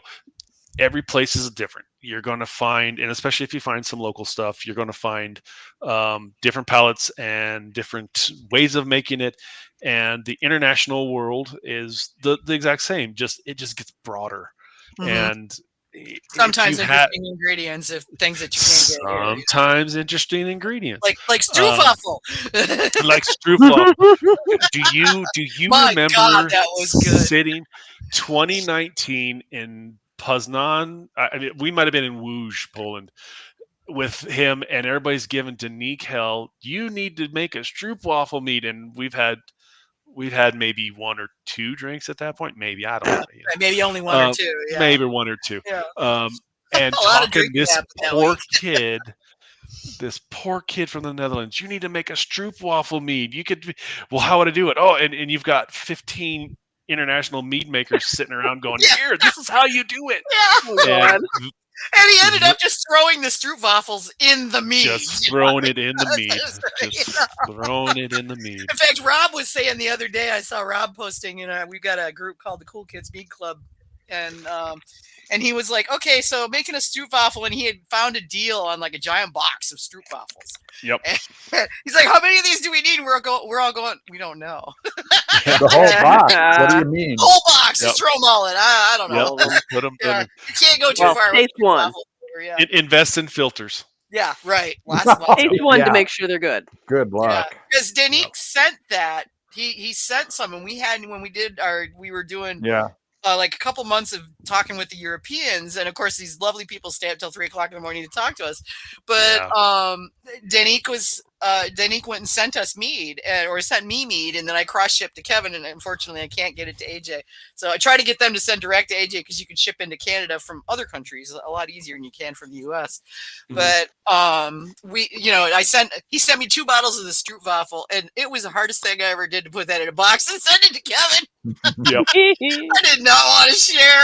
Well, now I feel bad. You're supposed to go, okay, Chris, part of the packet here. I meant to tell you, and then I got sidetracked putting the ceiling in the bathroom, and suddenly it was Saturday, and I was like, crap, and I was sick. Well, good. Your bathroom saved me. Last week, yeah, I was sick. Because here I'm feeling you're like, I don't have your mead yet, and I'm like, oh crap, I should have. No, and they're like, Danique sent me mead and this, and I'm like, oh man, well, I should have sent. if you feel totally guilty and want to send it, I'm pretty sure I'd end up drinking it on another show. It just wouldn't be yours. You know? If only I could find somebody else's thing. There you go. There you go. How do Don't we have to say be it? all about you all the time, dude. Right? It's always appreciated, but never required. Yeah. Always appreciated, but never required. Yeah, I feel funny going, and you can send us some meat. It just seems kind of rude. I don't know. It's that's our world, this community. When you're in the mead community, anybody out there that's new to the mead community, just say hi and start talking with someone. I guarantee if you don't have a glass and a bottle in your hand standing around, you'll have one shortly. You will shortly. Yes, that's exactly what it is. Yeah. So back to Nathan. My husband's used to me coming home with more mead than I leave with, so exactly. Yeah. So you're gonna have to bring me back to Nathan, because Nathan had like a couple of bullet points and some A/B outlines. Okay, you want to read? There was the European world, and it's awesome because you get to find some really old world recipes and some really, really good mead and some really commercialized. Okay, yeah, I see what you're doing there, but they've been doing it for 50 years, and if you really want to feel like you're in the roots of the mead world, though it didn't come from Poland, go to Poland. I'm not going to stop bragging about them. Yeah. Poland has rules, so absolutely. I've noticed that that the meaderies out there are getting really good at not following the rules. Or they're getting the rule makers are like being and I mean I think the rule makers are kind of opening up their perception a little bit around this. Yeah. I don't know. They're starting to get a lot of the that Augustova's making. Yeah. Because you never saw fruit meads or coffee meads or pepper meads. None of that ever happened over there until we polluted there. Yeah. Our culture has a tendency to do that. It does, yeah. I'm not complaining; they're all really good. So but I think that the Polish Mead Authority, or whatever they call the people who make the rules over there, have realized that they need to move into the 21st century and maybe broaden that out a bit or something. Yeah. So everybody's making mead, but every mead is just a little bit different. Lithuanians, that little core group down there, they make some good stuff. They used to come to Mazer. I haven't been to Lithuania yet, but they make some great stuff. Yeah. It just broadens your horizons. Be brave enough to try small. Everything. Yep. Try everything. Yeah. Even if you don't think you're going to like it, try it anyway. Yep. Okay, so what's the next part? What was the next part of his question? I know there's a couple other things. He was also asking about your labeling by hand and different closure types. Did you already cover that? No, we didn't. We did the third one, which was the Tej, and then we were talking the first one with International. And any observations you may have made in variations of perceived sweetness in meads created in those countries? Because everything's really sweet in Poland. So it is. Great balance. They have mastered micro-oxidation to no end. Oh man, I'll tell you what. It's an art form. Perceived sweetness. Here you go, partner. It's still the mead world. There are some good dry meads, but the medium sweet world is my happy place. Same here. You've got a big breadth there. If you're making a dry mead, you've got this much to work with. If you're making a sweet mead, you got this much to work with to make it good. But a medium sweet, man, you've got a lot of range to go back and forth. Here you go. Everybody back there, if you come across it, you're coming across probably a good one, and they know balance, and that's just rule one in this world: balance. You got to find that balance. So, well, like you said, in Poland, the perceived sweetness is sweetness. There's no perception to it. No, it's sweet. you just had Peter, Smiley Pete on from Needhogger. You want to know sweetness and balance? Go find you some of that UK mead. He sent me a couple bottles of the Needhogger stuff, and that was very good. That first drink, you're like, dude, this cloyy, and you're like, wait, no, that's not. That's not really. No. It starts out you think that way. It's it sneaks up on you. Yeah, his ginger mead. His cherry is good. I haven't had the ginger. He sent me a elderflower, a traditional, and a cherry. I don't give the poetry moniker to too many meads, but his ginger mead is poetry. It is really? just I'll have to see if I can get some of that. The acid and the balance of that spicy ginger and his sweetness, because everything is sweet and he just does sweet right. He nails it. Good to Yeah. go. Yeah. I'm loving seeing the UK mead scene is really leveling up, and there's a lot. Yeah. Because when I first went to the UK in 2002, about 60% of the mead that I brought home was terrible. It was just awful. And did you get a chance to try any of Gordon's? I don't remember if Gordon was there in 2019. Gordon's from the UK. Yeah, Gordon. Yeah, no, I did get to try some of Gordon's. They were there that year. But yeah, I've had some of his stuff, and theirs is pretty good too. And then there's a oh shoot, I'm ditzing on her name, but she actually lives in like a 700-year-old house. on a public park forest thing, In UK or Ireland? Are you talking about Kate? No, not Kate. She's in Ireland. Okay, yeah. No. This is UK, but she lives in this really old house with like foot thick walls. She had to come outside to do the show because she can't get no service inside the house. Yeah. She's like, the walls are so thick we can't get. I was like, oh my god. But they're living in like an old like a groundskeeper's house. From the olden days, from like the 1500s, or something like that. And it's like stupid old place, I mean, it's gorgeous. It's just cute as all get out. But, no signal though. No signal. Yeah. No signal. And that's the mead world. So we were doing here in our little town, Elizabeth, had Friday night markets. It started out as a Friday night farmers market that nobody wanted to come on a Friday night to buy vegetables. Shocker. So then it just started kind of becoming a thing, and now everybody will go. Yeah. So now there's live music. There's the brewery sets up their tent, and we set up our mead tent next to them. Food trucks and vendors and hammock makers, and get your initials branded on your saddle. Honey, I'm going down to the farmer's market to buy green beans. I'll be back in a couple hours. Yeah. Hammered. So we have the awesome little story with Kate. We have this couple walk up. Hey, we want to try your mead. Awesome. Do you know mead? We have experience. Cool. Okay, here we go. Sample. Oh, this is amazing. Can I have a glass? Yeah. Okay. We are getting ready to travel. We're leaving tomorrow. We're going to Ireland. I'm like, oh hell, if you're going to Ireland, you gotta go see our friend Kate. She's the sweetest thing in the world. They have some really, really outstanding mead. Mm-hmm. She's in this area. She's like, oh my God, we're going to go visit my cousin. She's like 20 minutes away. So here we started this. I had to drive 2 hours from Galloway to get there. So. Yeah.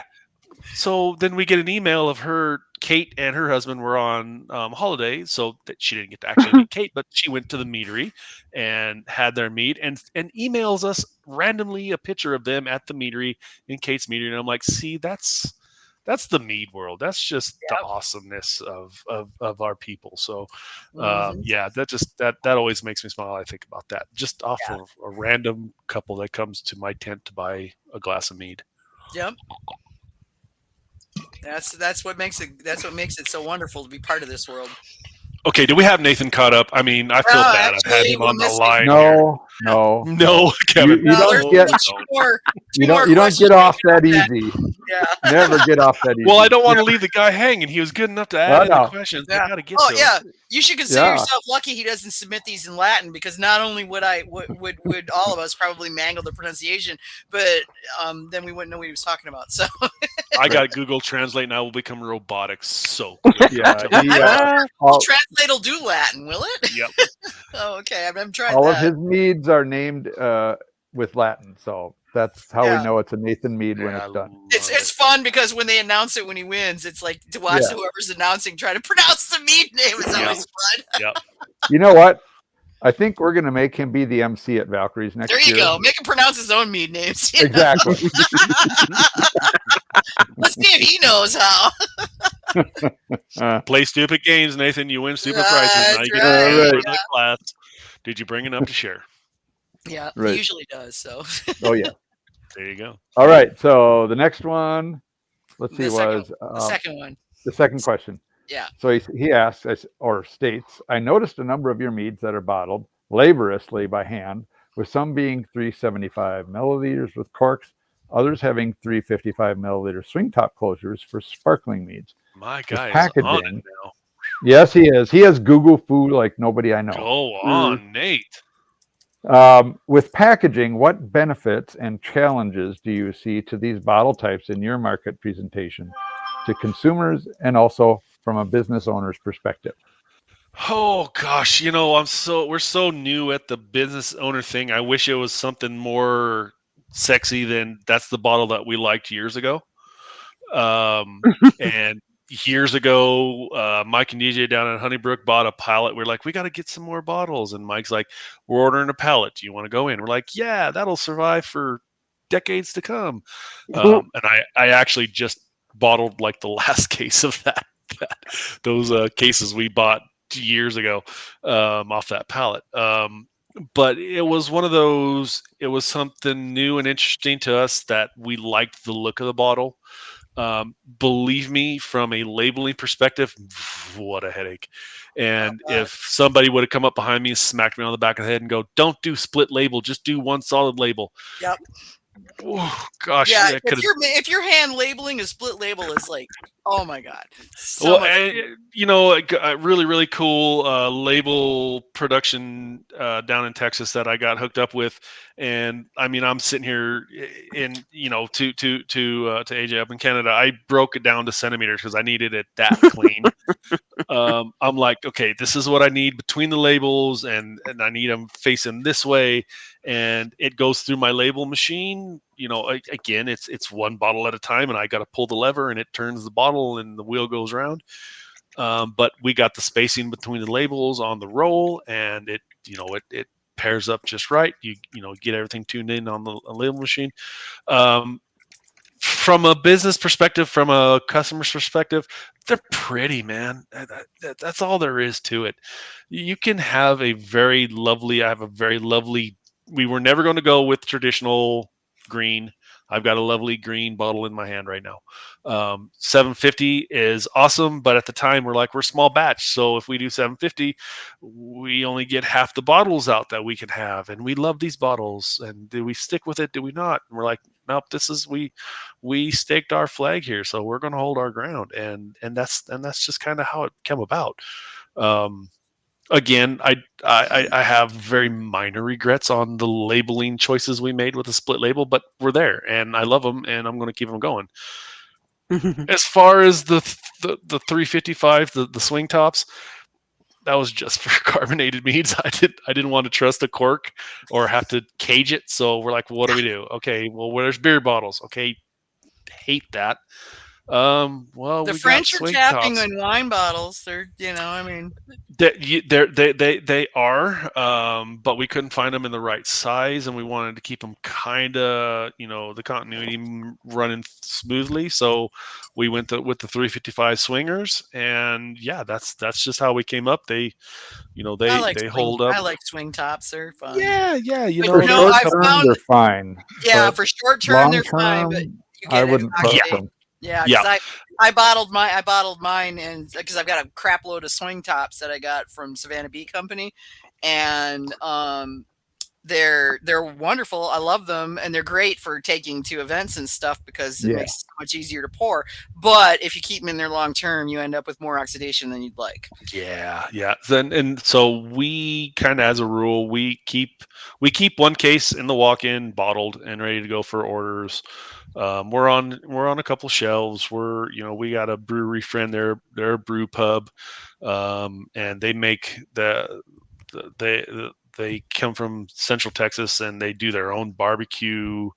Oh, nice. Texas barbecue is awesome. It's ridiculous. And they make beer that's just outstanding. Oh, yeah. Well, beer and barbecue, Yeah. And they told us, you need to get us bottles. We want to try. And I run down. I'm like, okay, guys, I'm ready if you want to try. Like, yeah, sure. And by the time I was done with my little tasting session with the owners, we had whoever was in there at 3:00 in the afternoon, just all 12 glasses were out. We were just pouring mead and just having and now they carry my bottles on the shelf and they look awesome. But yeah, so we keep stuff bottled for those orders and for the liquor store orders that we're in. But for the most part, everything stays in bulk, and I like it in bulk. I've got my bulk kegs separate from my festival kegs, because here you go. I go to a festival, I've got it on tap. It's just too easy. We don't have the overhead we don't have the expenses with the label and the bottle, because we're not washing the bottle with the label on it. So that's gone. The cork's gone. So let's do taps. Cool. Let's do taps. So now I can bottle off this side of the walk-in, because those are, they're still, and these on this side have been under pressure. They got a little carbonation. Ain't nothing wrong there, but if I'm saying it's still, it's going to be still. So those kegs get separated off from the others, and we just keep it in bulk. And when I get an order in, if here you go, I've been bottling all week because we got that big show in Palisade for the Colorado Mountain Wine Festival. We're going to have a lot of bottles. There's going to be people want to buy bottles, so let's get them in bottles so we can take them. But we don't keep a lot of bottles in stock just because there's no reason to. I'd rather have it together and melding together, not molding, melding. Shit, live. Everything together and just aging together, and everything just becomes happy. You know how it goes. So. Oh yeah. All right. One more question. One more. Is it Nathan again? Nate, come on. You got it. God, yep. Nathan. And of course, as customary, it is a multi-part question. Excellent. I've got my notepad out and my pen on. All right. Pay attention. Between getting on guest taps and collaborative efforts in braggots, how do you envision the next year of your meadery expanding new customer base into experiences among craft beer drinking community? And then part 2, what things do you often hear at liquor store tastings that you didn't expect to hear? Did you get all that? No, I did actually. Okay, shit eating grin. Sorry, so earmuffs. What I want to say is, come on up to Valkyrie's in March. Yes, and you'll get to meet Nathan. Yeah. Okay. Well, so here you go. So Valkyrie, we didn't get to be in. It's life happens. Some things happen. Oh yeah. Family, and we stepped away from the world. There was a good couple of years where we were not in the mead world. It just. I noticed you went quiet for a while. Yeah. Family thing. I understand. Trust me, I get it. Yeah. So. We kind of backed away and just couldn't be to the mead room. So we didn't. And this came out, and we probably most definitely aren't going to be sending out as many bottles next year as we did this year. We haven't competed in a long time, and we loved competing. It was fun. It was awesome to hear the judging notes and compare the logic. But I make jokes. We actually really enjoyed the competition side of it, and we hadn't done it for a long time. And this year we're like, well, it's part of marketing. We need to get our name out there. We need to see how it stands up. Here you go. There are big shoes out there. Big footsteps. Big yeah. and we're just little Kold Prairie out here in nowhere, Colorado. And I like our mead. Maybe you will. I don't know, but let's find out. Yeah, you wouldn't be the first. You wouldn't be the first little guy that's come on the stage and went, "Booyah!" Yeah. Oh yeah. I'm not quite. I'm not quite doing the hands to the hips, bam. But we're feeling pretty good, But we didn't get to get even if you don't enter, just come and join us. Come and play. Well, dude, come on. Do I have to come to Poland to see you? Seriously? It's okay. I can't afford to go to Poland, okay, but I will be at Valkyrie's. I've heard it. Carvin is giving me. So you only go to Poland. You don't go anywhere else. Is that what? That's how we're talking. This is the game. Poland's really cool. I'd go to Poland every year. Yeah, sorry, man. I got to save up, and I get there, and then I come back. And I'm like, well, that was that. So that was fun. No more money. That was the trip. Yeah. It's on the radar, actually. It's on the radar, and we're trying to play with the idea of major this year. I still not blasting anybody. Still haven't heard anything about Mazer quite yet, but I haven't No, looked I today. haven't either. I I've haven't been looked meaning to today. text Carvin and see if he's got a date yet because I've been Yeah. waiting. I'm Hey, planning. I mean, Milwaukee's just the other side of the lake from me, so it's a drive, and the biggest expense I have is hotel. And I haven't heard anything but good things about Milwaukee, man. Everybody that I've talked to is the like, food. it's The food is so really a lot of cool, Eastern you know. European folks in Milwaukee, so the food is to die You're good Yeah. then. Yeah, facilities are straight, and the Yep. you know, it's Mazer. It's been going on It's for too Mazer, long not to yeah. be squared away. So I hate missing it. I always feel guilty if I miss it, you know. yeah, I mean, like, but Matt, I helped found it after all. I sort of have to go. yeah, but Whitey's in Poland all the time. We get to Yeah. hang out and we roll, and he's like, yeah, I'm flying home tomorrow, and then I get like 2 days, and then I gotta go. And we're like, oh, we weren't actually prepared for any of that quite yet. So it's actually there's a couple on our radar that we're like, okay, we didn't get to this year. Here you go. I'm not quite Pokemon. I got to catch them all, but I kind of want one of everything. So why not? I know that there's so many. I would love to go to the Orpheus. I would love to go to the Texas Mead Fest, you know, and it's like they're on my radar. I just haven't had the wherewithal to get there, you know. We'll probably pour at Orpheus next year for sure. Like nice. we'd already committed to an event. We'd already committed to an event this year, so we weren't able to obviously make both. There's only 2 of us, and we're just not that fast. Yeah. So Yeah. we'll probably be pouring at Orpheus next year. It's just Nice. it is, you know, it's Mead people coming together for Mead things. So it's a good time. I want to go to the one that Billy does too. It's pretty good. The Mead in the Garden thing. Yeah, I'd love to do that. You know, big shoes to go. I know. Into, yeah. So, well, that would break my I'm never stepping foot in California again rule. So yeah.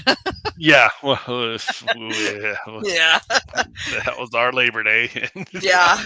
We're right there with you. We'll go arm in arm. You know, skip. It's like there's way too many cars in California. No. Yeah.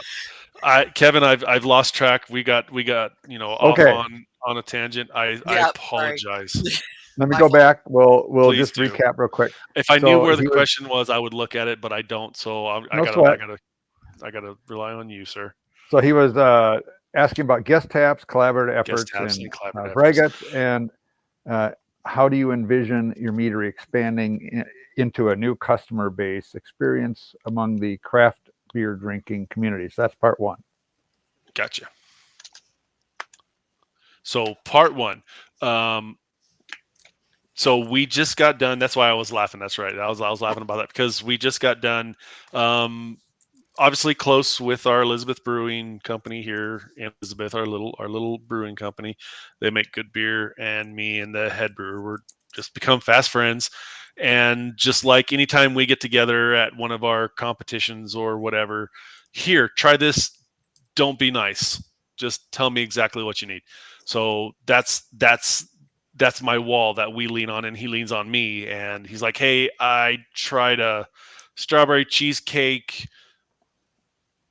Kolsch. What do you think? And I'm like, okay, well, let's give it a shot and see what you got. We threw together a Scottish ale buckwheat braggot. We'd done a OB Pilsner, and OB Pilsner is, kind of the rite of passage into the braggot world. If you're going to start a braggot, do an OB Pilsner. We did one of those years ago. It was fun.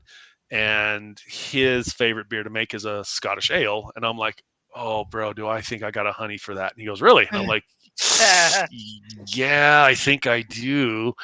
We just got bronze at the National Honey Board honey beer competition, like literally just got the medal in this week. So we threw together Scottish ale buckwheat honey braggot, and here you go.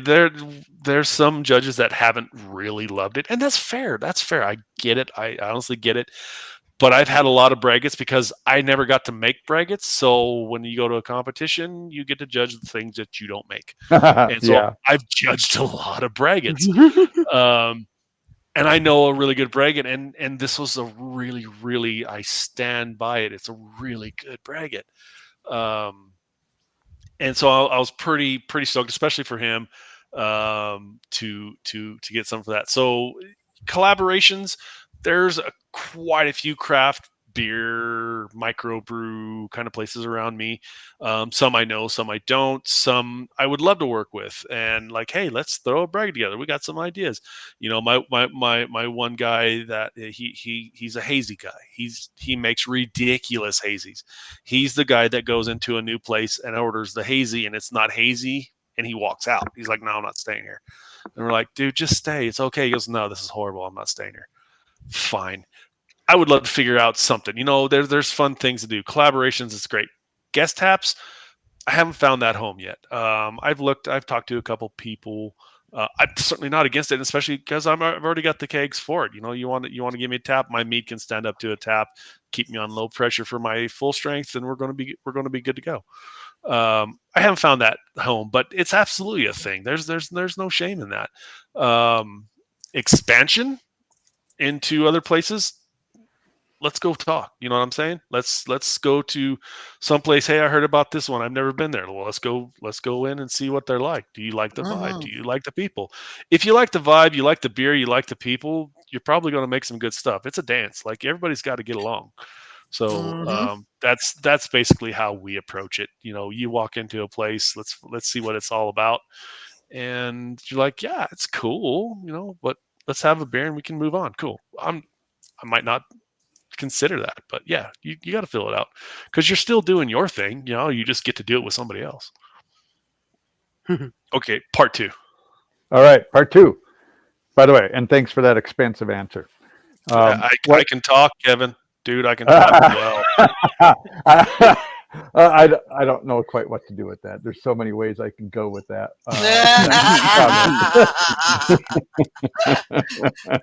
I'll refrain. I've been sitting here drinking Polish meat for going on 2 hours, bro. I'm fine. Yep, I'll bite my tongue. Okay. What things do you often hear at liquor store tastings that you did not expect to hear? I love that question. I do as well. Oh my goodness. Okay, no names. I went and did a liquor store tasting. I've got my my off-brand Pelican wine case that I throw my bottles in. You got a Pelican? No, off-brand. I said off-brand. Daddy's still small time. Yeah. Hey, I got a wine box with a case with wheels on it. That's it. That's mine's cardboard, and it's been back and forth to Denver 3 times. Yeah, I was gonna say mine's cardboard. It's just in a case with wheels and a strap. But beyond that, it's like every place it's tied a couple of times. Duct tape. But it's been to 4 countries, so I'd say it's doing its job. Hey, seen the world. I walk into. I have a little case, the dishes, the glass storage case. I put my little wine glasses in there to hold 12. I have a little spot that I open up, have a dump bucket. I have a bottle of water. I walk into your establishment. We already had this is what time. Let's have a tasting. Cool. Well, I have all my bottles. I got cork, bottle opener ready to go. And every time that I've done it, it's been like, oh, I didn't know this was mead. And I'm like, yes, it is. And this one establishment that I went to that I'm on their shelves, proud to be on their shelves. He was like, he just had this look, and I'm like, what? He goes, I just don't know what I'm drinking right now. He carries mead, and we're not going to name their names either. He carries quite a few meads, but he's like, I have a best-selling mead, and I don't know how to do this apples for apples. I want to compare, and I'm like, so go get the bottle. I'm a big kid. I can stand up and hold it. Go get the bottle. And went and got the bottle and cracked her open. And he's like, nope, this is not that, is it? And I'm like, it's not. Craft mead, small batch mead. That's my favorite part, is when somebody's like, oof, I don't know that I like mead. And you give them that sample. Karen has said it always. I've always said it. I'm not a great salesman, but if I can get you to taste it, I'm pretty confident you're going to like it. And that's my favorite part of going to these places that have mead on a shelf, but they don't really know what it is.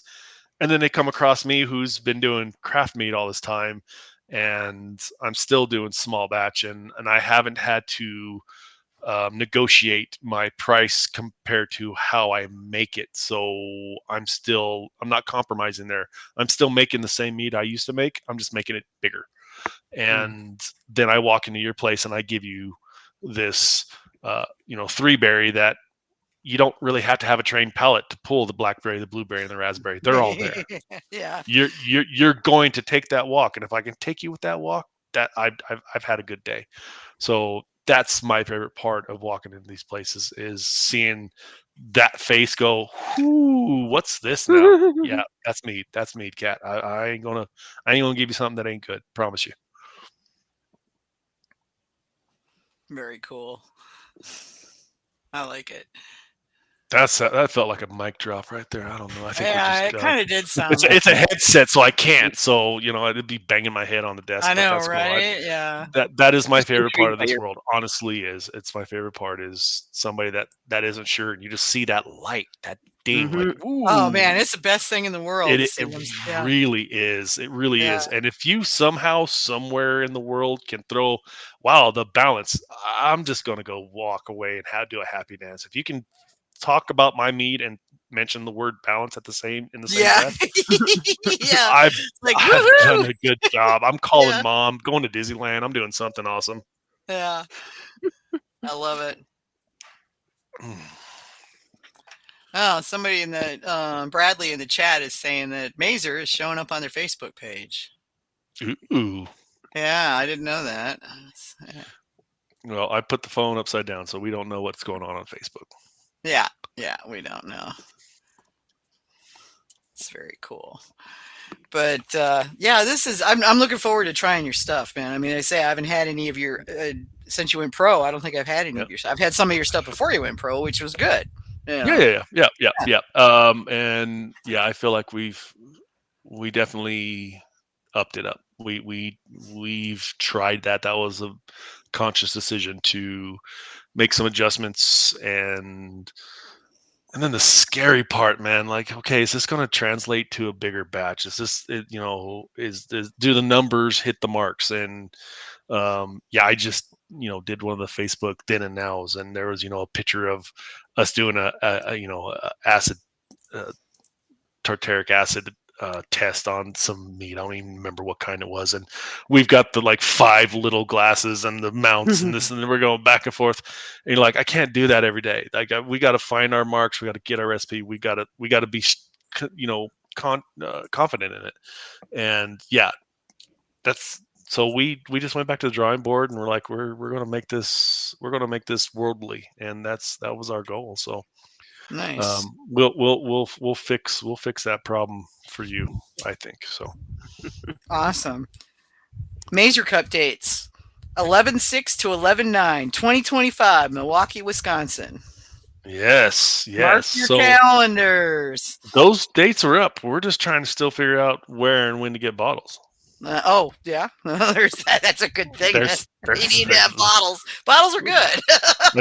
Again, nobody on blast. We're not. I know. We're not shooting. No shots fired. But we're still trying to figure out where bottles and when bottles. So yeah. No, I hear you.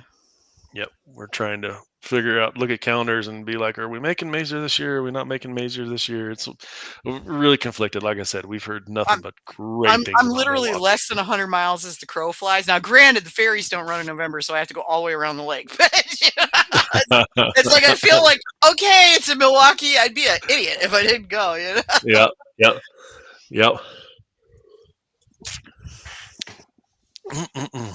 Yeah. So it's like literally, but as the crow flies, if I took the ferry, it's 97 miles. Easy. Yeah. But Easy. the ferry ain't running in November, which you do not want to be in the Great Lakes in November. That whole there's a whole song about being in the Great Lakes in November. Yep, there didn't is. work out real well for them guys. I know it real well, and when you said that, I'm like, that came to mind. I'm like, the winds of November come early. Yeah. That's gonna be anywhere. They just found like 60 more wrecks. Oh yeah. just recently. Oh, you can. So. It's wild in the spring when the ice melts before the water gets cloudy from all the action and everything, but it gets really clear right after the ice melts. And if you do like an aerial, you can see the wrecks. of a lot of them that are, there's quite a few of them that are in shallower water. Now, obviously, you can't see like the Fitzgerald because Fitzgerald, yeah. the Fitzgerald's in very deep water. The Lake Superior is very deep. So, but there's a lot of it. There was a thing up on one of the local pages, and there's wrecks all over the place around here, everywhere. And there was a ton of shipping that was going on in those days. So, heck yeah. Yeah. Who wants to go all the way around the lake? Yeah, well, it's that I have to go and I have to go to get to Milwaukee. I go around through Chicago, so I have to go through Chicago, which is kind of sucks. Yeah. Traffic in Chicago is not fun, but it beats flying, is the way I see it. It's like, I mean, yeah, I could fly there, but I'd rather drive on my wheels. Besides, I could tote more mead that way. I was just gonna say you have a trunk that way. Yeah, I got my Jeep, so I could just go. There you go. Yeah. There you go. So, and thanks to Bradley for pointing out that they actually put it up on their Facebook page. Excellent. Yeah. We'll check that out. Yeah, I don't know why the website's not updated yet, but yeah, it's there. That's all right. There's a lot to it. Facebook is easy to update. Websites it is. Websites are a little bit different. Mm-hmm. That's the truth. Yeah, I just shared it to the Got Mead page just on kicks and giggles. But, well, shoot. I know Karen's been like doing worky things and meadery things. And she's been in the conversation just enough to keep me straight. Like, no, right. this no, that's not right. Do this. Yeah, right. Well, Karen, thank you for that. She's waving. All right, cool. It'd be nice to see you guys if you manage to get to, Mazer or Valks or something. Yeah, we're gonna definitely have a look at it and see what we can get with schedules and whatnot. Yeah, and, I haven't seen you since 2019. I think is the last time. No, 2020 with Domras. Oh, right, 2020. I can't forget because here you go. Was so much fun. It's something to win. It's something to get a best of show. It really is something to get a best of show. It is, yeah. But when it's the best of show, when you got Vicky from Got Mead that's judging it, you've got Sergio judging it.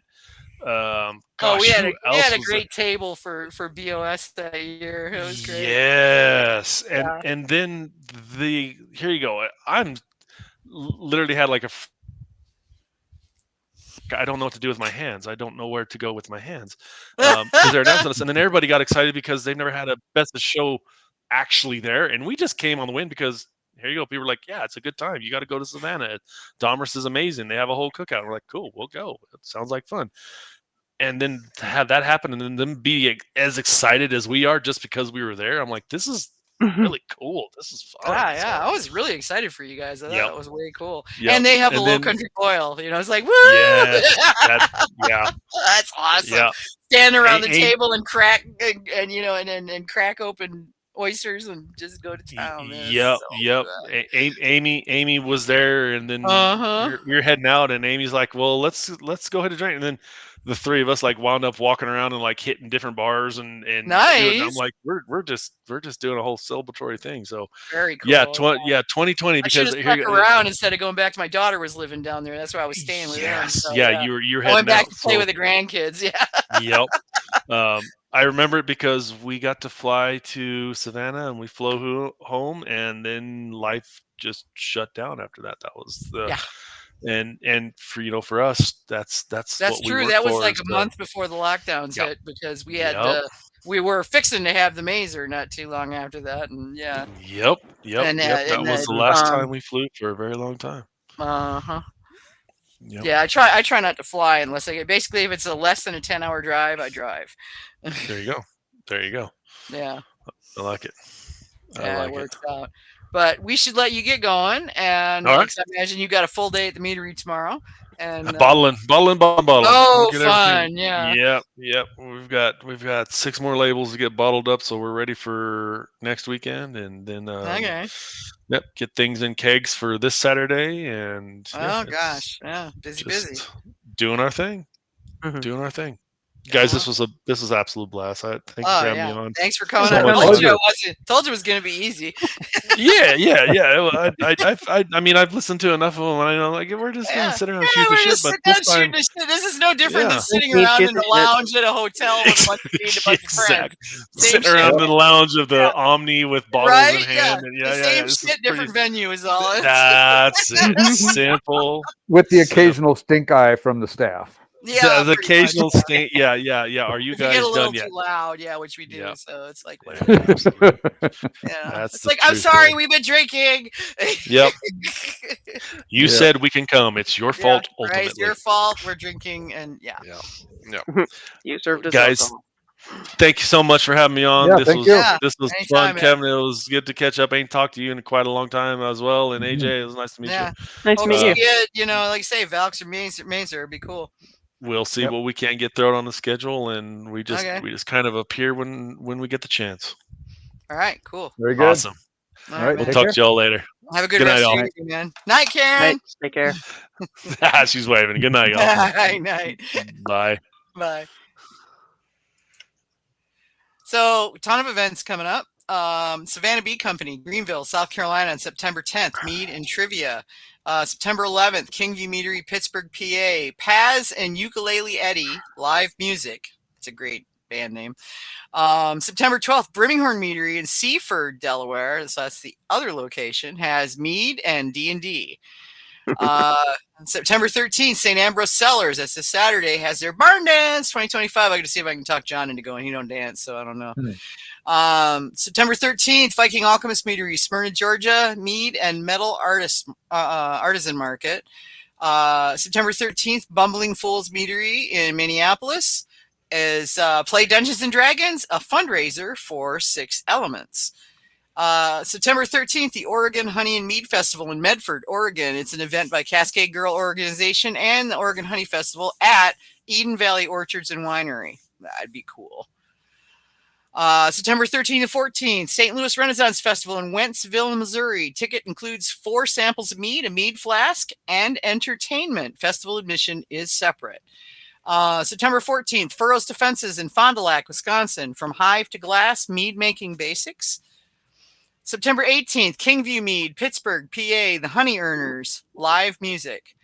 September 20th, the Texas Mead Fest in New Braunfels, Texas. Enjoy 8 tasting tickets and a keepsake glass. September 20th, Andrews VFW Post number 7620 in Andrews, North Carolina, has a medicinal mead class from Gigi is from Nantahala and the Murphy Area Farm and Homestead Bartering Group. So I'm not quite sure what a medicinal mead is, but it sounds interesting. September 27th, Starlight Meadery, Pittsburgh, North Carolina, has their Mead Fest 2025, and they will have claws there with all of their birds of prey, which is really cool. I got to hold like a hawk on my arm. It was way cool. I went there for one of those. It's a lot of fun. October 4th, Four Brothers Mead, Festus, Missouri, Viking Festival, and Mead on Main. October 4th and 5th, House on Willow in Adamstown, PA, has Mead, Magic, and Mystery. October 11th, the Michigan Mead Cup, Brighton, Michigan. I will be there. That is a competition, so I'll be there judging. There are no public events for that. So if you're a judge, then I definitely would check it out. It's a great comp. October 11th, Premier Prairie Gardens, Spring Hill, Kansas, has a mead making class. And November 6th to 9th is the Mazer Cup International in Milwaukee, Wisconsin. So you can support your local meadery, as you should. If you don't have a local meadery, or even if you do, also check out shopmeads.com. Mead from all over the country and some really good stuff there. If you want to get your event on Got Mead Live, let us know at gotmead@gotmead.com. We'll be happy to get it out there for you.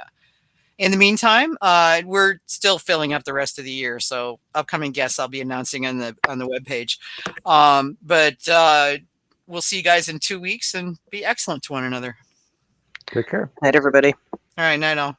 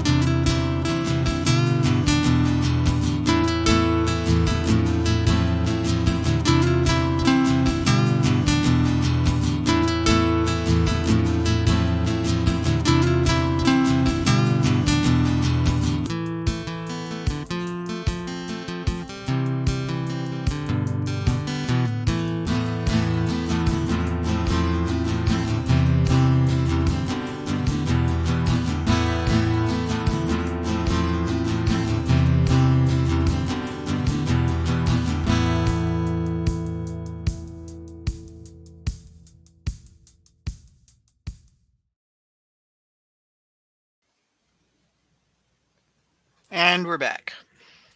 Mm-hmm. Well, that was easy.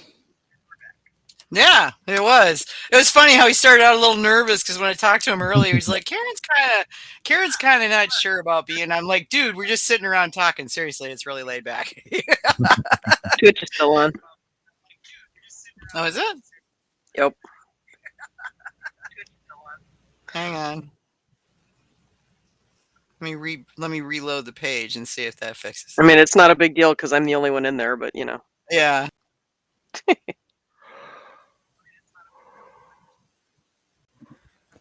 All right. Is it still live? Don't think so. At least I'm not hearing the echo. And That's Oh I yeah, got